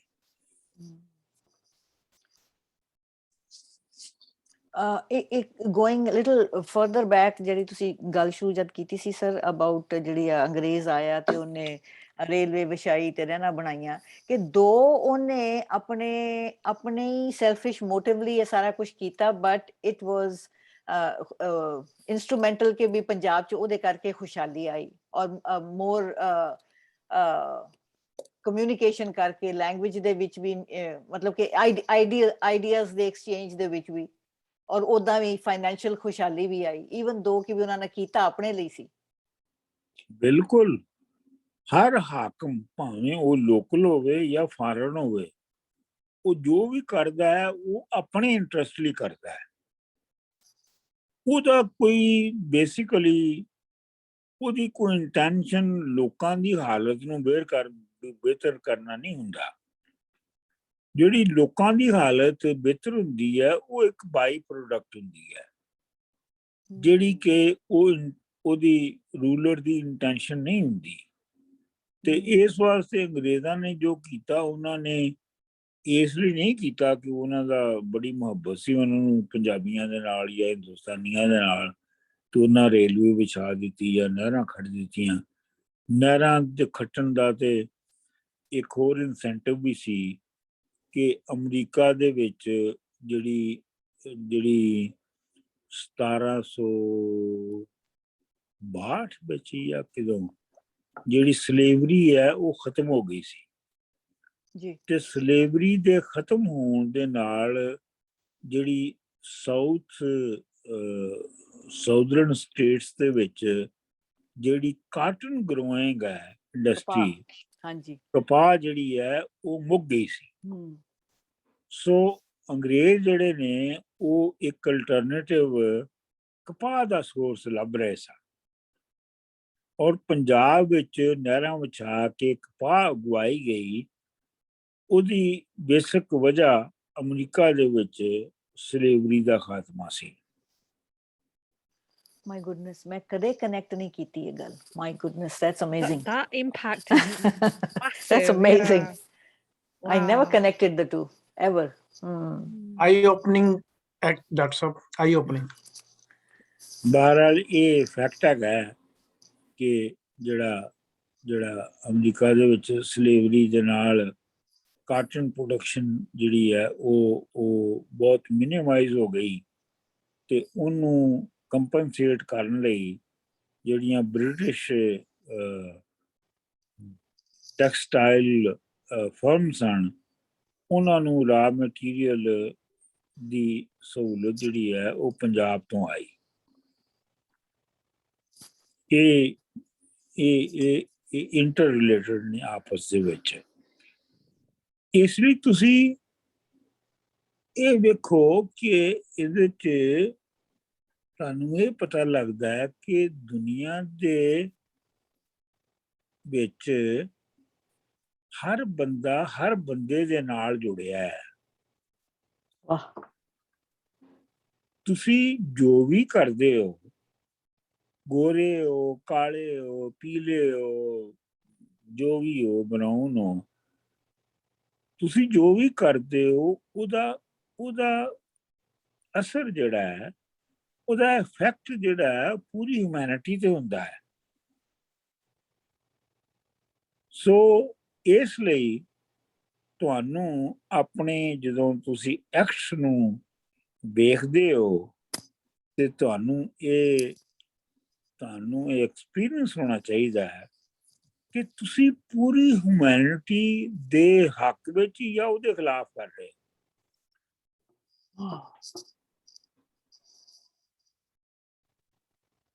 ਡਾਕਟਰ ਸਾਹਿਬ, ਅੱਜ ਕੱਲ੍ਹ ਵੱਡੀ ਐਗਜ਼ਾਮਪਲ ਤੁਸੀਂ ਆਪਾਂ ਦੇਖਦੇ ਹਾਂ ਕਿ ਆ ਲੜਾਈ ਰਸ਼ੀਆ ਤੇ ਯੂਕਰੇਨ ਦੀ ਹੋਣ ਕਰਕੇ, ਕਣਕ ਦਾ ਕਮੀ ਹੋਣ ਕਰਕੇ ਸਾਡੇ ਪੰਜਾਬ ਦੇ ਵਿੱਚ ਵੀ ਕਣਕ ਦੇ ਗਰੋ ਕਰਨਾ, ਖਰੀਦੋ ਫਰੋਖਤ ਦੇ ਪ੍ਰਾਈਸਿਸ ਵਧਣ ਦਾ ਚੱਕਰ ਇਨਡਾਇਰੈਕਟਲੀ ਕਿੰਨਾ ਦੂਰ ਦੂਰ ਤੋਂ ਜੱਟਾਂ ਤੇ ਪੈ ਰਿਹਾ। ਬਿਲਕੁਲ ਬਿਲਕੁਲ। ਅਗਰ ਜਿਹੜੀ ਮੇਨ ਸਪਲਾਇਰ ਸਨ ਵੀਟ ਦੇ, ਉਹ ਤੇ ਯੂਕਰੇਨ ਔਰ ਰਸ਼ੀਆ ਸਨ, ਤੇ ਉਹ ਤੇ ਜੰਗ ਵਿੱਚ ਫਸ ਗਏ ਨੇ। ਤੇ ਹੁਣ ਜਿਹੜੇ ਬਾਕੀ ਸੋਰਸਸ ਨੇ ਵੀਟ ਪ੍ਰੋਡਕਸ਼ਨ ਦੇ, ਜਿਵੇਂ ਪਾਕਿਸਤਾਨ ਨੇ, ਜਿਵੇਂ ਮਸਲਨ ਪੰਜਾਬ ਹੈ, ਕਿ ਭਾਵੇਂ ਇੰਡੀਅਨ ਹੋਵੇ ਜਾਂ ਉਹ ਪਾਕਿਸਤਾਨੀ ਹੋਵੇ, ਤੇ ਉਹ ਜ਼ਾਹਰ ਗੱਲ ਹੈ ਕਿ ਉਹਨਾਂ ਦੀ ਜਿਹੜੀ ਪ੍ਰੋਡਕਸ਼ਨ ਦੀ ਕੀਮਤ ਹੈ ਉਹ ਵਧੇਗੀ। ਉਹ ਤੇ ਦੱਸਦੇ ਹੋ ਉਹਨਾਂ ਦੇ ਘਰਾਂ ਚੋਂ ਆ ਕੇ ਉਹਨਾਂ ਦੇ ਨਾਲ ਪਹਿਲਾਂ ਹੀ ਕੰਟਰੈਕਟ ਕਰੀ ਚਲੇ ਜਾ ਰਹੇ ਨੇ, ਕਣਕ ਸਾਨੂੰ ਦਿਓ, ਤੁਸੀਂ ਹੋਰ ਨਾ ਕਿਤੇ ਦਿਓ, ਪ੍ਰਾਈਸਿਸ ਬਹੁਤ ਵੱਧ ਰਹੀਆਂ ਨੇ। ਬਿਲਕੁਲ ਵਧਣ। ਉਹ ਤੇ ਇਹੋ ਹੀ ਮੈਂ ਅਰਜ਼ ਕਰ ਰਿਹਾ ਸਾਂ ਅਮਰਜੀਤ ਜੀ, ਕਿ ਤੁਸੀਂ ਜੋ ਵੀ ਐਕਟ ਕਰਦੇ ਹੋ ਆਪਣੀ ਜ਼ਾਤੀ ਜ਼ਿੰਦਗੀ ਦੇ ਵਿੱਚ, ਤੁਸੀਂ ਮੰਨੋ ਜਾਂ ਨਾ ਮੰਨੋ, ਸਮਝੋ ਜਾਂ ਨਾ ਸਮਝੋ, ਉਹ ਪੂਰੀ ਹਿਊਮੈਨਿਟੀ ਨੂੰ ਇਫੈਕਟ ਕਰਦਾ ਹੈ। ਵਾਹ, ਬਿਲਕੁਲ। ਸੋ ਤੁਹਾਡੀ ਅਥੈਂਟਿਕ ਜਿਹੜੀ ਲਿਵਿੰਗ ਹੈ ਉਹ ਇਹ ਹੈ ਕਿ ਤੁਸੀਂ ਇਸ ਗੱਲ ਨੂੰ ਰੀਅਲਾਈਜ਼ ਕਰਦਿਆਂ ਹੋਇਆਂ ਐਕਟ ਕਰੋ ਕਿ ਮੇਰਾ ਜਿਹੜਾ ਐਕਟ ਹੈ ਉਹਨੇ ਅਫਰੀਕਾ, ਸਾਊਥ ਅਮਰੀਕਾ ਦੇ ਬੰਦਿਆਂ ਨੂੰ ਵੀ ਇਫੈਕਟ ਕਰਨਾ ਹੈ।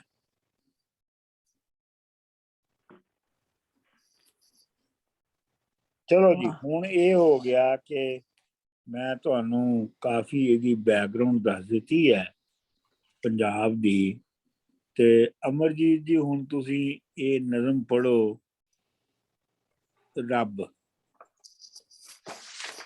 ਵਾਹ ਡਾਕਟਰ ਸਾਹਿਬ, ਬੜੀ ਫੇਵਰੇਟ ਹੈ। ਪੜ੍ਹੋ।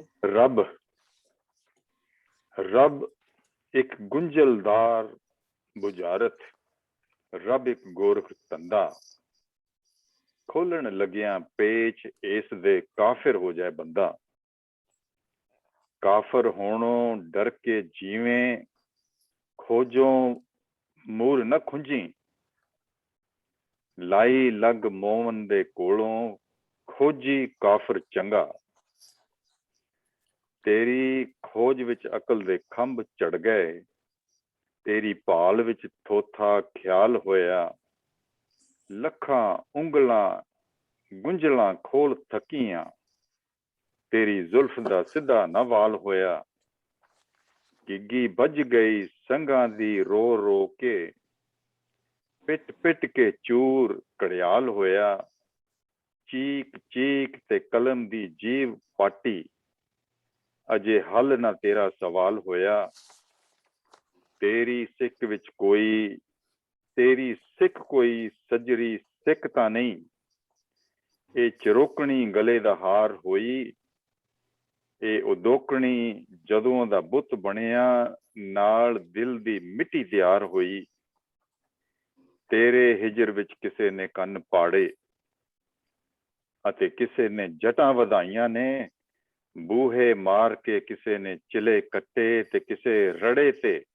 ਰਾਤਾਂ ਲੰਘਾਈਆਂ ਨੇ ਕੋਈ ਲਮਕਿਆ ਖੂਹ ਦੇ ਵਿੱਚ ਪੁੱਠਾ ਅਤੇ ਕਿਸੇ ਨੇ ਧੂਣੀਆਂ ਲਾਈਆਂ ਨੇ ਤੇਰੇ ਆਸ਼ਕਾਂ ਨੇ ਲੱਖਾਂ ਯਤਨ ਕੀਤੇ ਪਰ ਤੂੰ ਮੂੰਹ ਤੋਂ ਜ਼ੁਲਫਾਂ ਨਾ ਚਾਹੀਆਂ ਨੇ ਤੇਰੀ ਸਿੱਕ ਦੇ ਕਈ ਤਿਹਾਏ ਮਰ ਗਏ ਅਜੇ ਤੀਕ ਨਾ ਵਸਲ ਦਾ ਜੁਗ ਲੱਭਾ ਲੱਖਾਂ ਸੱਸੀਆਂ ਮਰ ਗਈਆਂ ਥਲਾਂ ਅੰਦਰ ਤੇਰੀ ਡਾਚੀ ਦਾ ਅਜੇ ਨਾ ਖੁਰਾ ਲੱਭਾ ਕਿਸੇ ਫੁੱਲ ਕੁਰਾਨ ਦਾ ਪਾਠ ਕੀਤਾ ਤੇ ਕਿਸੇ ਦਿਲ ਦਾ ਪੱਤਰਾ ਖੋਲਿਆ ਵੇ ਕਿਸੇ ਨੈਣਾ ਦੇ ਸਾਗਰ ਹੰਗਾਲ ਮਾਰੇ ਕਿਸੇ ਹਿੱਕ ਦਾ ਖੂੰਜਾ ਫਰੋਲਿਆ ਵੇ ਕਿਸੇ ਗੱਲਾਂ ਦੇ ਦੀਵੇ ਦੀ ਲੋ ਥੱਲੇ ਤੈਨੂੰ ਜ਼ੁਲਫਾਂ ਦੀ ਰਾਤ ਵਿੱਚ ਟੋਲਿਆ ਵੇ ਰੋ ਰੋ ਕੇ ਦੁਨੀਆ ਨੇ ਰਾਹ ਪਾਏ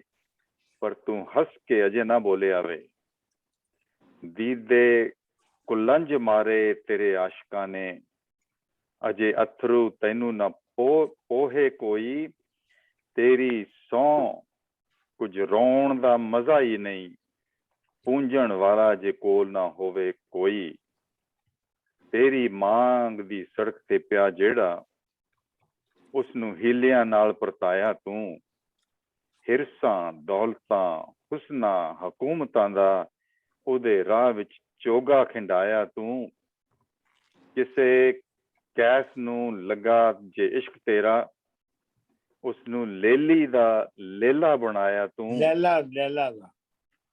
ਲੈਲਾ ਦਾ ਨਹੀਂ ਡਾਕਟਰ ਸਾਹਿਬ ਲੇਲੀ ਦਾ ਲੈਲਾ ਬਣਾਇਆ ਤੂੰ ਨਹੀਂ ਲੈਲਾ ਬਣਾਇਆ ਤੂੰ ਕਿਸੇ ਰਾਂਝੇ ਨੂੰ ਚਾੜਿਆ ਜੇ ਚਾਹ ਤੇਰਾ ਉਸਨੂੰ ਹੀਰ ਦੀ ਸੇਜ ਸਵਾਇਆ ਤੂੰ ਸਾਡੇ ਹੰਝੂਆਂ ਕੀਤਾ ਨਾ ਨਰਮ ਤੈਨੂੰ ਸਾਡੀ ਆਹ ਨੇ ਕੀਤਾ ਨਾ ਸ਼ੇਕ ਤੈਨੂੰ ਅਸੀਂ ਸੜ ਗਏ ਵਿਛੋੜੇ ਦੀ ਅੱਗ ਅੰਦਰ ਲਾਗੇ ਵਸਦਿਆਂ ਆਇਆ ਨਾ ਸੇਕ ਤੈਨੂੰ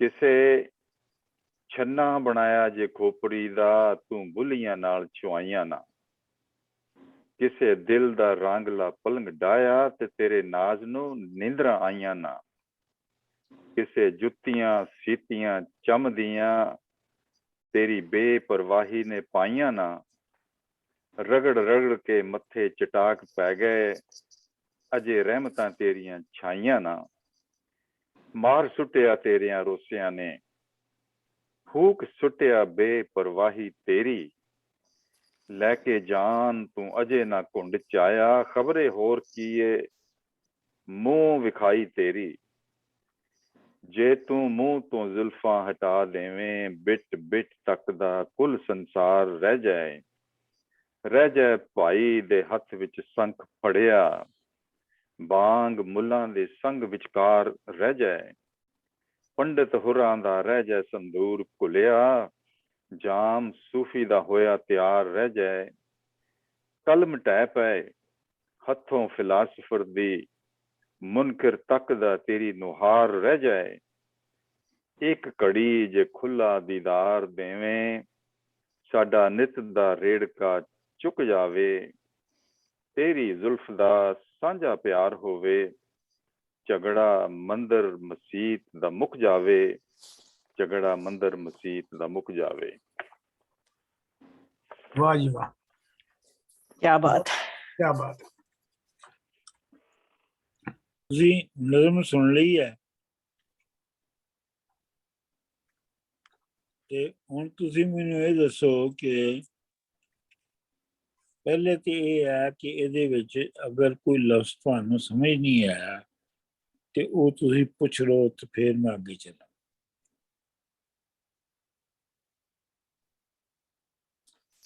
ਸਰ ਮੁਨਕਰ ਕੀ ਹੁੰਦਾ?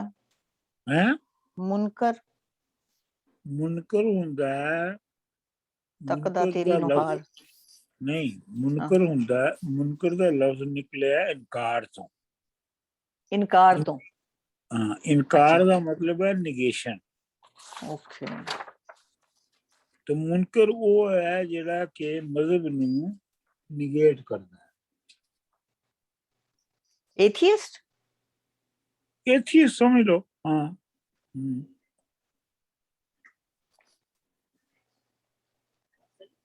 हाँ।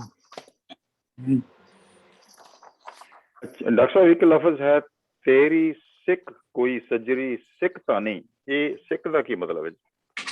ਸਿੱਖ ਦਾ ਮਤਲਬ ਹੈ जैसे डिजायर, नहीं, yearning। डिग पिया डॉक्टर साहब दा फोन डिग पिया। Oh,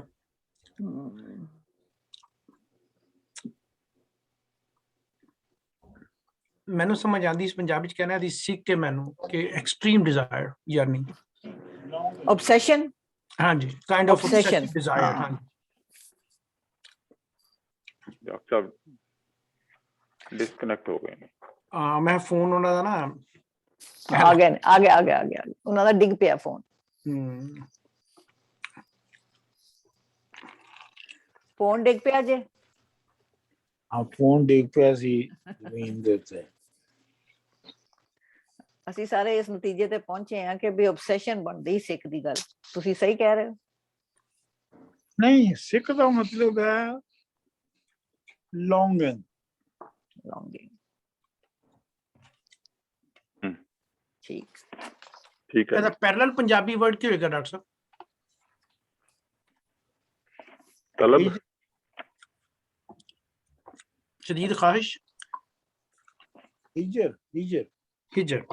ਹਿਜਰ। ਸਰ ਇਹ ਦੋ ਚਾਰ ਗੱਲਾਂ ਨਾ ਸਮਝ ਨਹੀਂ ਆਈਆਂ। ਇਹ ਕਿਹਨੂੰ ਰੈਫਰ ਕਰ ਰਹੇ ਨੇ, ਸਾਨੂੰ ਹਿਸਟੋਰੀਕਲ ਪਰਸਪੈਕਟਿਵ ਪਤਾ ਨਹੀਂ ਇਹਦਾ। ਇੱਕ ਤੇ ਹੈਗਾ ਖੋਪੜੀ ਦਾ, ਮੈਂ ਆਪਣੀ ਖੋਪੜੀ ਦਾ ਜਿਹੜਾ ਬਣਾਇਆ, ਚੰਨਾ ਬਣਾਇਆ ਜੇ ਚੰਨਾ ਖੋਪੜੀ ਦਾ। ਬਣਾਇਆ। ਤੇ ਇੱਕ ਜਿਹੜਾ ਮੂਧਾ ਲਟਕਿਆ ਇਨ ਦਾ, ਇਹਦਾ ਨਾਂ ਕਿ ਖੂਹ ਦੇ ਵਿੱਚ। ਇਹ ਕਿਹਨਾਂ ਨੂੰ ਰੈਫਰੈਂਸ ਕਿਹਨਾਂ ਨੂੰ ਹੋ ਰਹੀ ਸਾਰਿਆਂ ਨੂੰ?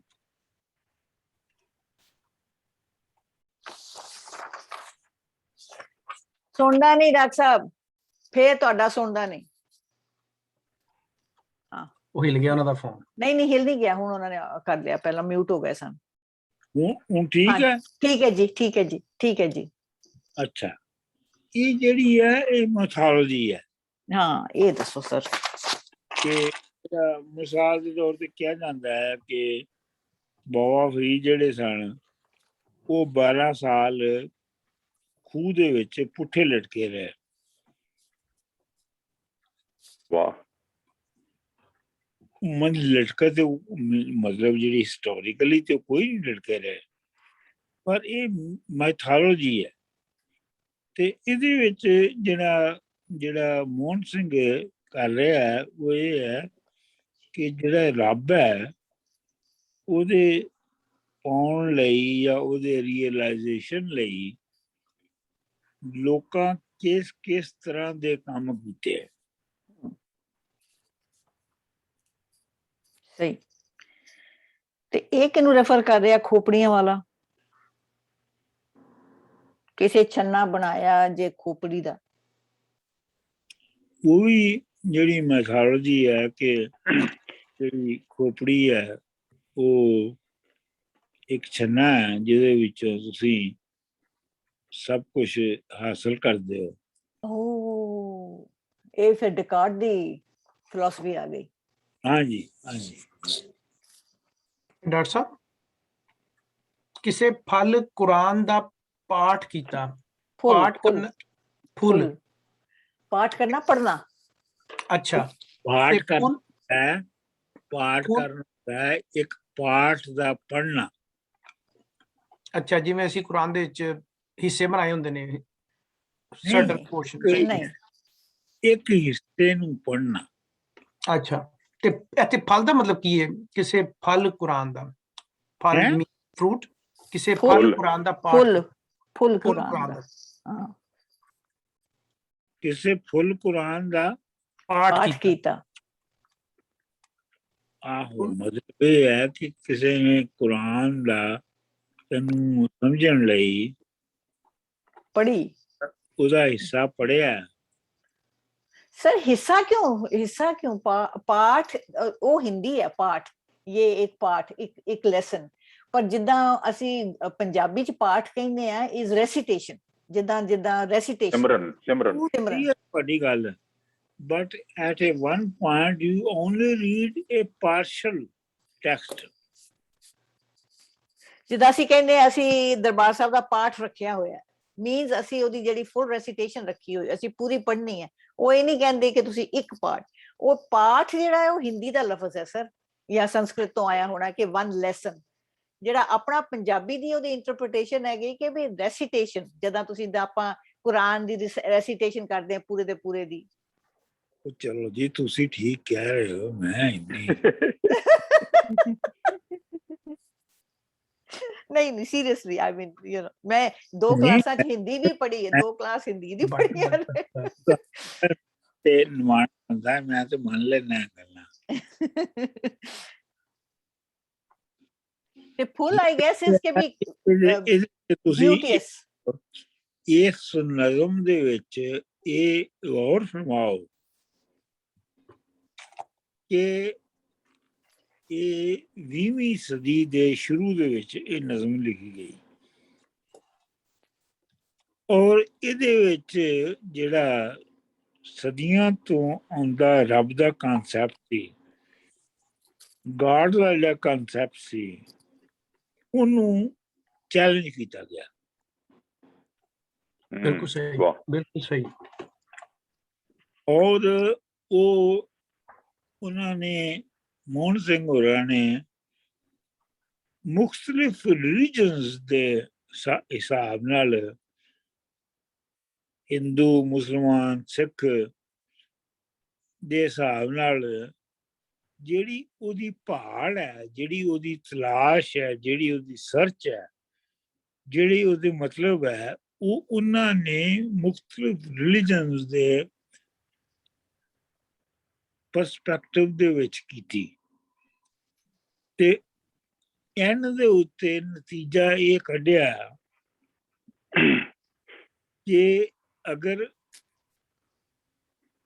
ਉਸ ਦਾ ਕਨਸੈਪਟ ਜਿਹੜਾ ਹੈ ਰੱਬ ਦਾ, ਉਹਨੂੰ ਸਹੀ ਤਰ੍ਹਾਂ ਸਮਝ ਲਿਆ ਜਾਵੇ, ਤੇ ਉਹ ਕਾਮਨ ਡਿਨੋਮੀਨੇਟਰ ਵੀ ਬਣ ਸਕਦਾ ਹੈ ਸਾਰੀਆਂ ਕਮਿਊਨਿਟੀਜ਼ ਦਾ।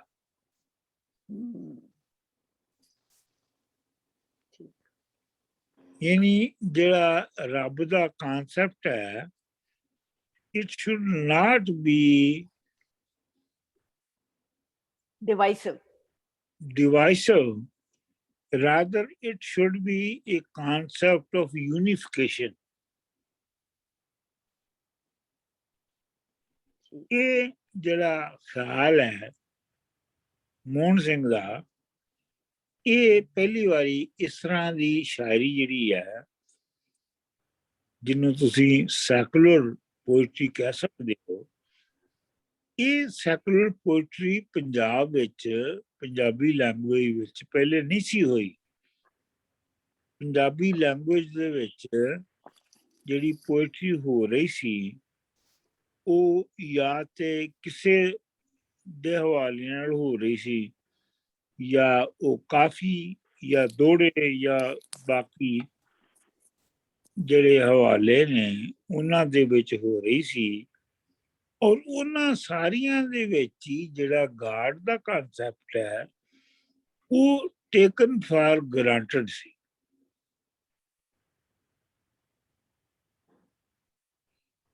ਉਹ ਪਹਿਲੇ ਤੋਂ ਹੀ ਮੰਨਿਆ ਪਰਮੰਨਿਆ ਹੁੰਦਾ ਸੀ। ਉਹਨੂੰ ਓਬਜੈਕਟਿਵਲੀ ਸਮਝਣ ਦੀ ਕੋਈ ਮੂਵਮੈਂਟ, ਕੋਈ ਇੱਛਾ ਨਹੀਂ ਸੀ ਹੈਗੀ ਕਲਾਸੀਕਲ ਪੋਇਟਰੀ ਦੇ ਵਿੱਚ। ਇਹ ਨਿਊ ਕਲਾਸੀਕਲ ਪੋਇਟਰੀ ਦੇ ਵਿੱਚ ਹੋਇਆ, ਯਾਨੀ ਮੋਹਨ ਸਿੰਘ ਦੇ ਵੇਲੇ ਦੇ ਥਰੂ, ਕਿ ਉਹ ਜਿਹੜੇ confirmed taken for granted established ਜਿਹੜੇ ਕਾਨਸੈਪਟ ਸਨ ਉਹਨਾਂ ਨੂੰ ਚੈਲੰਜ ਕੀਤਾ ਗਿਆ। ਇਹਦੀ ਵਜ੍ਹਾ ਕੀ ਹੋ ਸਕਦੀ ਹੈ ਤੁਸੀਂ ਦੱਸੋ। ਮੈਂ ਜਿਹੜੀ ਹੁਣ ਤੁਸੀਂ ਬੋਲੋ ਕਿ ਜਿਹੜੀ ਮੈਂ ਤੁਹਾਨੂੰ ਰੀਜ਼ਨਸ ਦੱਸੀਆਂ ਨੇ ਕਿ ਪੰਜਾਬ ਕਿਵੇਂ ਤਬਦੀਲ ਹੋਇਆ, ਤੇ ਉਹਦੇ ਵਿੱਚ ਇਹਨਾਂ ਨੂੰ ਦੋਵਾਂ ਨੂੰ ਜੋੜ ਕੇ ਮੈਨੂੰ ਦੱਸੋ। ਸਰ ਉਸ ਤੋਂ ਪਹਿਲਾਂ ਇੱਕ ਛੋਟਾ ਕੁਐਸਚਨ ਪੁੱਛ ਲਾਂ ਜੀ? ਜੀ ਪੁੱਛ ਲਓ।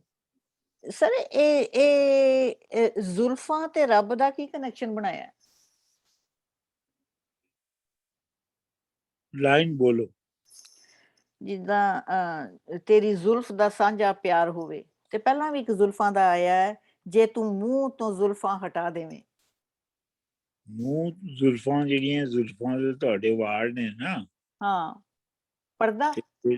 ਜੇ ਤੂੰ ਮੂੰਹ ਤੋਂ ਵਾਲ ਹਟਾ ਦੇਵੇਂ, ਤੂੰ ਲੁਕਿਆ ਹੋਇਆ ਨਾ ਵਾਲਾਂ ਦੇ ਵਿੱਚ।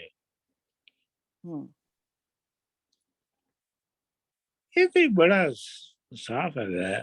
ਨਹੀਂ, ਪਰ ਮਤਲਬ ਜ਼ੁਲਫਾਂ ਮੈਂ ਪਹਿਲਾਂ ਵੀ ਸੁਣਿਆ, ਜ਼ੁਲਫਾਂ ਵਾਲੇ ਰੱਬ ਦੇ ਨਾਲ ਜ਼ੁਲਫਾਂ ਦਾ ਬੜਾ ਪਹਿਲਾਂ ਵੀ ਮੈਂ ਕਿਤੇ ਪਤਾ ਨਹੀਂ ਸੁਣਿਆ ਹੋਇਆ ਕਿ ਜ਼ੁਲਫਾਂ ਦਾ ਇਸ ਵੀ ਜ਼ਿਕਰ ਹੁੰਦਾ ਹੈ ਕਿ ਰੱਬ ਜਿਹੜਾ ਹੈ ਉਹ ਲੁਕਿਆ ਹੋਇਆ ਹੈ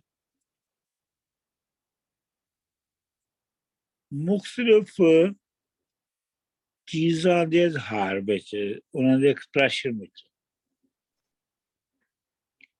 ਉਹ ਰੱਬ ਦੀਆਂ ਜ਼ੁਲਫਾਂ ਨੇ। ਜ਼ੁਲਫਾਂ ਦਾ ਮਤਲਬ ਇਹ ਹੈ ਕਿ ਤੁਸੀਂ ਉਹਦਾ ਜਿਹੜਾ ਫੇਸ ਹੈ, ਜਿਹੜਾ ਅਕਸ ਹੈ, ਉਹ ਸਿੱਧਾ ਨਹੀਂ ਵੇਖ ਸਕਦੇ।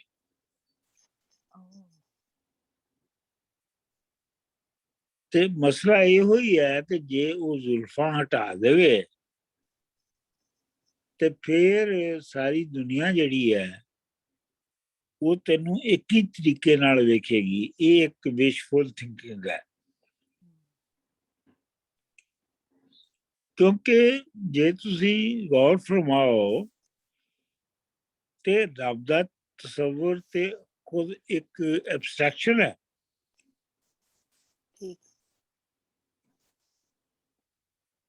ਇੱਕ ਇਮੈਜਿਨੇਸ਼ਨ ਹੈ।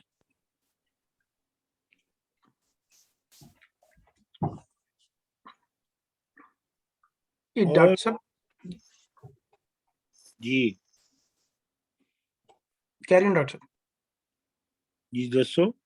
मैं डॉक्टर साहब कनेक्ट करा पुरान कि ਜਿਹੜਾ ਤੁਸੀਂ ਕਹਿ ਰਹੇ ਹੋ ਕਿ ਉਸ ਜ਼ਮਾਨੇ ਦੇ ਵਿੱਚ ਨਹਿਰਾਂ ਨਿਕਲ ਰਹੀਆਂ ਨੇ ਤੇ ਰੇਲਵੇ ਆ ਰਹੀ ਹੈ ਤੇ ਲੈਂਗੁਏਜ ਚੇਂਜ ਹੋ ਰਹੀ ਹੈ, ਬੜੀ ਗਰੋਥ ਐਂਡ ਡਿਵੈਲਪਮੈਂਟ ਟਰਾਂਸਫਰਮੇਸ਼ਨ ਹੋ ਰਹੀ ਹੈ ਪੰਜਾਬ ਦੀ। ਉਹ ਵੀ ਜੇ ਅਸੀਂ ਪਹਿਲਾ ਬੰਦ ਪੜ੍ਹੀਏ ਤੇ ਉਹਦੇ ਵਿੱਚ ਇਹਨਾਂ ਨੇ ਲਿਖਿਆ ਕਿ ਕਾਫਿਰ ਹੋ ਕੇ ਡਰ ਕੇ ਜਿਵੇਂ ਖੋਜੋ ਮੀਨਸ ਅੱਗੇ ਫਰਦਰ ਐਕਸਪਲੋਰੇਸ਼ਨ ਰਿਸਰਚ ਮੂਲ ਨਾ ਖੁੰਝੀ, ਇਸ ਤੋਂ ਮਿਸ ਆਊਟ ਨਾ ਹੋ ਜਾਏ। ਲਾਈ ਲਗ ਮੋਮਨ ਦੇ ਕੋਲੋਂ ਖੋਜੀ ਕਾਫਿਰ ਚੰਗਾ, ਕਿ keep your mind exploring further ਜਿਸ ਦੇ ਨਾਲ ਉਸ ਟਾਈਮ ਦੇ ਉੱਤੇ ਇੰਨੀ ਗਰੋਥ ਡਿਵੈਲਪਮੈਂਟ ਹੋ ਰਹੀ ਹੈ, ਇਸ ਨੂੰ ਧਿਆਨ 'ਚ ਰੱਖੀ, ਆਪਣੇ ਦਿਲ ਨੂੰ ਖੁੱਲ੍ਹਾ ਰੱਖੀ। ਮੇਰਾ ਖਿਆਲ ਇਹ ਕਨੈਕਸ਼ਨ ਹੋ ਸਕਦਾ। ਲਾਈ ਲੱਗ ਮੂਵਮੈਂਟੋਂ ਦੇ ਕੋਲੋਂ ਖੋਜੀ ਕਾਫਰ ਚੰਗਾ, ਲਾਈ ਲੱਗ ਹੁੰਦਾ ਹੈ ਜਿਹੜਾ ਸੁਣੀ ਸੁਣਾਈ ਗੱਲ ਦੇ ਪਿੱਛੇ ਜਾਂਦਾ ਹੈ ਵਿਦਆਊਟ ਰਿਸਰਚਿੰਗ।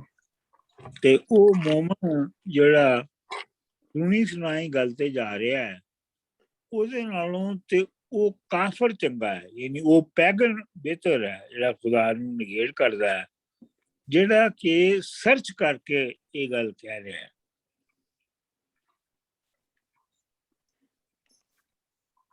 ਸਰ ਇਹ ਵੀ ਹੋ ਸਕਦਾ ਕਿ ਜਿਹੜੇ ਤੁਹਾਡੇ ਉੱਤੇ ਸਭ ਚੀਜ਼ਾਂ ਥੋਪੀਆਂ ਜਾ ਰਹੀਆਂ ਹੈ ਬਾਈ ਦਿਸ ਅੰਗਰੇਜ਼ ਦੇ ਜਿਹੜਾ ਥੋਪ ਰਿਹਾ ਤੁਹਾਡੇ ਉੱਤੇ ਸਾਰੀ ਗੱਲ, ਤਾਂ ਤੁਸੀਂ ਉਹਨੂੰ ਇਨਵੈਸਟੀਗੇਟ ਕਰਕੇ ਉਹਨੂੰ ਕਰੋ। Just don't accept it, just don't accept this change, investigate it first. ਨਹੀਂ, ਇਹਦਾ ਅੰਗਰੇਜ਼ ਨਾਲ ਕੋਈ ਤਾਲੁਕ ਨਹੀਂ, ਚੇਂਜ ਨਾਲ ਨਹੀਂ, ਇਹਦਾ ਅੰਗਰੇਜ਼ ਨਾਲ ਕੋਈ ਤਾਲੁਕ ਨਹੀਂ। ਇਹਦਾ ਤਾਲੁਕ ਹੈ ਤੁਹਾਡਾ ਜਿਹੜਾ ਫੇਥ ਸਿਸਟਮ ਹੈ, ਉਹਨੂੰ ਕਿਆ ਤੁਸੀਂ ਐਜ਼ ਇਟ ਇਜ਼ ਕਬੂਲ ਕਰਦੇ ਹੋ, ਜਾਂ ਤੁਸੀਂ ਉਹਨੂੰ ਸਰਚ ਕਰਦੇ ਹੋ ਕਿ ਇਹ ਫੇਥ ਸਿਸਟਮ ਸਹੀ ਹੈ ਜਾਂ ਨਹੀਂ ਹੈਗਾ।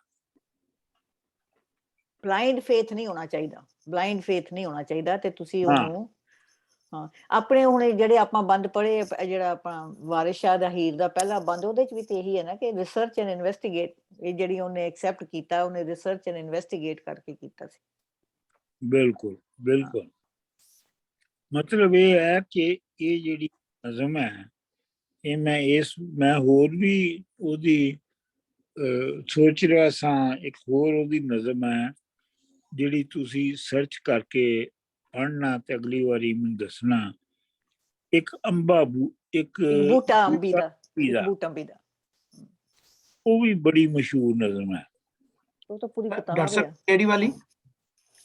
ਅੰਬੀ ਦਾ ਬੂਟਾ। ਅੰਬੀ ਦਾ, ਅੰਬੀ ਦਾ ਬੂਟਾ, ਇਹ ਤੁਸੀਂ ਅਗਲੀ ਵਾਰੀ ਪੜ੍ਹ ਕੇ ਆਉਣਾ। ਤੇ ਮੈਂ ਸੋਚ ਰਿਹਾ ਸਾਂ ਕਿ ਉਹਦੇ ਉੱਤੇ ਗੱਲ ਕੀਤੀ ਜਾਵੇ ਜਾਂ ਇਸ ਨਜ਼ਮ ਤੇ ਮੈਨੂੰ ਇਹ ਲੱਗਾ ਕਿ ਇਹ ਜਿਹੜੀ ਨਜ਼ਮ ਹੈ, ਇਹ ਆਈਡੀਆਲੋਜੀ ਦੇ ਹਿਸਾਬ ਨਾਲ ਡਿਸਟਿੰਗੁਇਸ਼ਡ ਨਜ਼ਮ ਹੈ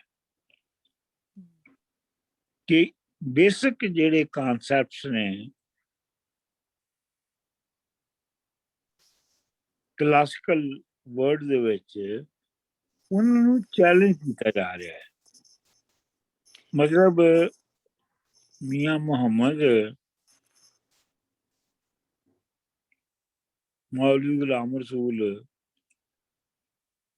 Khwaja Ghulam Farid, even Bulleh Shah and Baris Shah, ਉਹ ਰੱਬ ਦੇ ਕਾਨਸੈਪਟ ਨੂੰ ਚੈਲੰਜ ਨਹੀਂ ਕਰਦੇ, ਉਹਦੀ ਇੰਟਰਪ੍ਰੀਟੇਸ਼ਨ ਕਰਦੇ ਨੇ,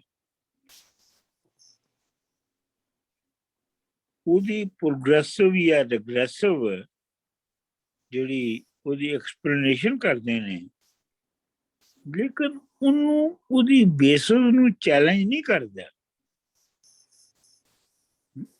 ਮਤਲਬ ਇਹ ਪੂਰੀ ਬੁੱਲੇ ਸ਼ਾਹ ਤੇ ਵਾਰਿਸ ਸ਼ਾਹ ਜਿਹੜੇ ਕਿ ਮੋਸਟ ਰੈਡੀਕਲ ਪੰਜਾਬੀ ਪੋਇਟਸ ਨੇ, ਉਹ ਵੀ ਇਹ ਨਹੀਂ ਕਰਦੇ। ਉਹਦੀ ਜਿਹੜੀ ਇੰਟਰਪ੍ਰੀਟੇਸ਼ਨ ਹੈ ਰੱਬ ਦੀ, ਉਹਨੂੰ ਨਵੇਂ ਤਰੀਕੇ ਨਾਲ ਪੇਸ਼ ਕਰਦੇ ਨੇ, ਲੇਕਿਨ ਉਹਨੂੰ ਉਹ ਚੈਲੰਜ ਨਹੀਂ ਕਰਦੇ ਜਿਹੜਾ ਕਿ ਇੱਥੇ ਮੋਹਨ ਸਿੰਘ ਨੇ ਕੀਤਾ। ਸਮਝਿਆ ਨਾ ਗੱਲ ਨੂੰ? ਜੀ।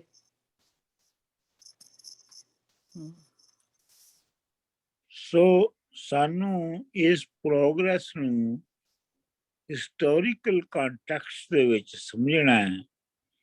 ਸਾਰੀ ਜਿਹੜੀ ਡਿਵੈਲਪਮੈਂਟ ਹੋ ਰਹੀ ਹੈ, ਔਰ ਉਹਨੂੰ ਅਸੀਂ ਕੋਈ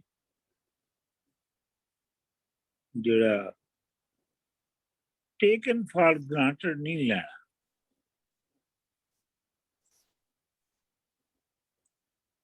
कोई क्वेश्चन?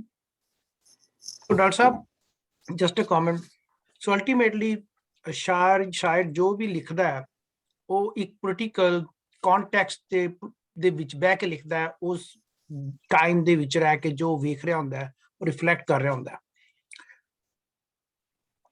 ਤੇ ਬੁੱਲੇ ਸ਼ਾਹ ਨੇ ਜਿਵੇਂ ਤੁਸੀਂ ਕਿਹਾ ਕਿ ਉਹਨਾਂ ਨੇ ਵੀ ਗੌਡ ਦੇ ਕਨਸੈਪਟ ਨੂੰ ਆਪਣੇ ਜ਼ਮਾਨੇ ਆਪਣੇ ਟਾਈਮ ਦੇ ਹਵਾਲੇ ਨਾਲ ਐਕਸਪਲੇਨ ਕਰਨ ਦੀ ਕੋਸ਼ਿਸ਼ ਕੀਤੀ, ਐਕਸਪਲੋਰ ਕਰਨ ਦੀ ਕੋਸ਼ਿਸ਼ ਕੀਤੀ। ਤੇ ਮਨਮੋਹਨ ਸਿੰਘ ਨੇ ਨਵੀਂ ਰਿਐਲਿਟੀ ਦੇ ਵਿੱਚ ਜਿਹੜੀ ਕਿ ਇੰਡਸਟਰੀਅਲ ਰੈਵੋਲੂਸ਼ਨ ਤੋਂ ਨਾਲ ਚੱਲਦੀ ਪਈ ਸੀ ਔਰ ਪ੍ਰੋਗਰੈਸਿਵ ਟਾਈਮ ਜਿਹੜਾ ਚੇਂਜ ਹੋ ਰਿਹਾ ਸੀ, ਉਸ ਚੇਂਜ ਟਾਈਮ ਦੇ ਵਿੱਚ ਇੱਕ ਨਵੀਂ ਉਹਨਾਂ ਨੇ ਡਿਫਾਈਨ ਕੀਤਾ ਤਰੀਕਾ ਰੱਬ ਨੂੰ ਐਕਸਪਲੋਰ ਕਰਨ ਦਾ। ਬਿਲਕੁਲ। ਜਿਵੇਂ ਦੇਖੋ ਨਾ ਨੀਟਸ਼ੇ ਤੋਂ ਪਹਿਲੇ ਜਿਹੜੇ ਮੋਸਟਲੀ ਫਿਲਾਸਫਰਸ ਨੇ ਉਹ ਖੁਦਾ ਦੀ ਐਗਜ਼ਿਸਟੈਂਸ ਨੂੰ ਸਾਬਤ ਕਰ ਰਹੇ ਨੇ, ਉਹਦੀ ਹੋਂਦ ਨੂੰ ਪ੍ਰੂਵ ਕਰ ਰਹੇ ਨੇ ਜਾਂ ਡਿਸਅਪਰੂਵ ਕਰ ਰਹੇ। लेकिन नीटशे ने ये किया कि God is dead, we have killed him and we even don't know that we have done that. ये नीटशे दा नवा तसव्वुर सी ਜਿਹੜਾ ਕਿ ਉਸ ਦੇ ਜ਼ਮਾਨੇ ਦੀ ਰਿਐਲਿਟੀ ਦੇ ਨਾਲ ਜੁੜਿਆ ਹੋਇਆ ਸੀ ਕਿ ਜਿਹੜੀ ਨਿਊ ਇੰਡਸਟਰੀਅਲ ਸੁਸਾਇਟੀ ਇਮਰਜ ਕਰ ਰਹੀ ਹੈ ਉਹਦੇ ਵਿੱਚ ਜਿਹੜਾ ਟ੍ਰੈਡੀਸ਼ਨਲ ਜਿਹੜੀ ਗਾਡ ਦਾ ਕਨਸੈਪਟ ਸੀ ਉਹ ਮੁੱਕ ਚੁੱਕਿਆ ਹੈ। ਗਾਡ ਦੇ ਕਨਸੈਪਟਸ ਦੇ ਨਾਲ ਜਿਹੜੇ ਮੋਰਲ ਰੂਲਸ ਹਨ ਉਹ ਮੁੱਕ ਚੁੱਕੇ ਨੇ ਤੇ ਲੇਕਿਨ ਇਹ ਹੈ ਕਿ ਲੋਕਾਂ ਨੂੰ ਪਤਾ ਨਹੀਂ ਹੈਗਾ ਕਿ ਉਹ ਮੁੱਕ ਚੁੱਕੇ ਨੇ। ਇਹ ਗੱਲ ਬਹੁਤ ਦਰੁਸਤ ਹੈਗੀ ਹੈ। ਮੈਂ ਤੁਹਾਨੂੰ ਦੱਸਾਂ ਕਿ ਅੱਜ ਦੇ ਮਾਹੌਲ ਦੇ ਵਿੱਚ ਹਿੰਦੁਸਤਾਨ ਪਾਕਿਸਤਾਨ ਦੇ ਵਿੱਚ ਲੋਕਾਂ ਨੂੰ ਇਹ ਨਹੀਂ ਪਤਾ ਕਿ ਉਹ ਬਿਲੀਫ ਸਿਸਟਮ ਜਿਹੜਾ ਕਿ 80s ਤੱਕ ਦੇ ਵਿੱਚ ਮੌਜੂਦ ਸੀ ਉਹ ਖਤਮ ਹੋ ਚੁੱਕਿਆ ਹੈ। ਇਹ ਇੱਕ ਨਵੀਂ ਸੂਰਤ ਪੈਦਾ ਹੋ ਗਈ ਹੈ ਜਿਹਦੇ ਵਿੱਚ ਇੱਕ ਨਵਾਂ ਬਿਲੀਫ ਸਿਸਟਮ ਬਣਨਾ ਹੈ, ਇੱਕ ਨਵਾਂ ਸੋਸ਼ਲ ਸਿਸਟਮ ਬਣਨਾ ਹੈ। ਲੇਕਿਨ ਇਹ ਲੋਕਾਂ ਨੂੰ ਪਤਾ ਨਹੀਂ ਹੈਗਾ, ਉਹਨਾਂ ਨੂੰ ਪਤਾ ਨਹੀਂ ਹੈਗਾ ਕਿ ਉਹ ਰੱਬ ਜਿਹੜਾ 1980s ਤੱਕ ਸੀ ਉਹਨੂੰ ਉਹਨਾਂ ਨੇ ਕਤਲ ਕਰ ਦਿੱਤਾ ਹੋਇਆ ਹੈ ਤੇ ਹੁਣ ਜਿਹੜਾ ਰੱਬ ਹੈ ਉਹ ਇੱਕ ਐਸਾ ਰੱਬ ਹੈ ਜਿਹੜਾ ਇੱਕ ਨਵਾਂ ਰੱਬ ਹੈ ਜਿਹਨੂੰ ਪੁਰਾਣੇ ਕੰਟੈਕਸਟ ਵਿੱਚ ਨਹੀਂ ਸਮਝਿਆ ਜਾ ਸਕਦਾ। ਬਿਲਕੁਲ ਸਹੀ। ਡਾਕਟਰ ਸਾਹਿਬ ਮੈਨੂੰ ਲੱਗਦਾ ਰੱਬ ਦਾ ਕਨਸੈਪਟ ਐਸਾ ਨਾ ਜਿਵੇਂ ਕਿ ਇੱਕ ਟਾਈਮ ਸੀ ਇਨ ਦ ਪਾਸਟ ਕਿ ਲੋਕਾਈ ਨੂੰ ਰੱਬ ਦੀ ਲੋੜ ਸੀ ਕਿਉਂਕਿ ਉਹਨਾਂ ਕੋਲ ਨੌਲੇਜ ਨਹੀਂ ਸੀ, ਇਨਫੋਰਮੇਸ਼ਨ ਨਹੀਂ ਸੀ, ਰਿਸਰਚ ਨਹੀਂ ਸੀ ਤੇ ਉਹ ਬੱਚੇ ਤਰ੍ਹਾਂ ਪੈਦਾ ਹੋਇਆ, ਜਵਾਨ ਹੋਇਆ, ਬੁੱਢਾ ਹੋ ਗਿਆ ਤੇ ਨਾ ਉਹ ਬੁੱਢੇ ਹੋ ਕੇ ਤੇ ਆਖਰੀ ਉਮਰ ਦੇ ਹਿੱਸੇ 'ਚ ਜਾਂ ਮਰ ਗਿਆ ਜਾਂ ਮਰ ਰਿਹਾ।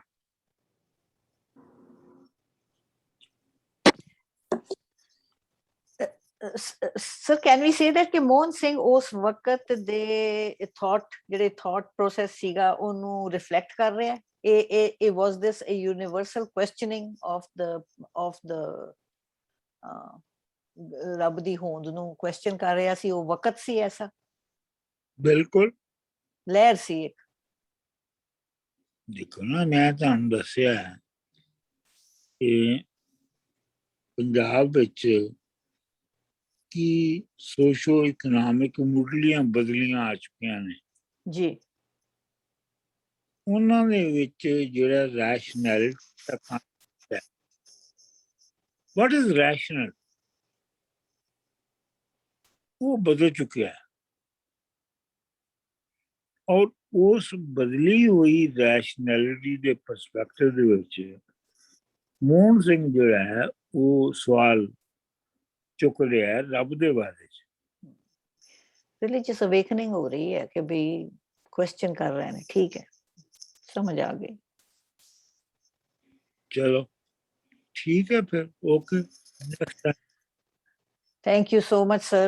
Recording Dr. बंद Saab. कर दो, Thank you, रिकॉर्डिंग everyone. बंद कर दो जी। थैंक यू जी, रिकॉर्डिंग बंद कर दियो सर।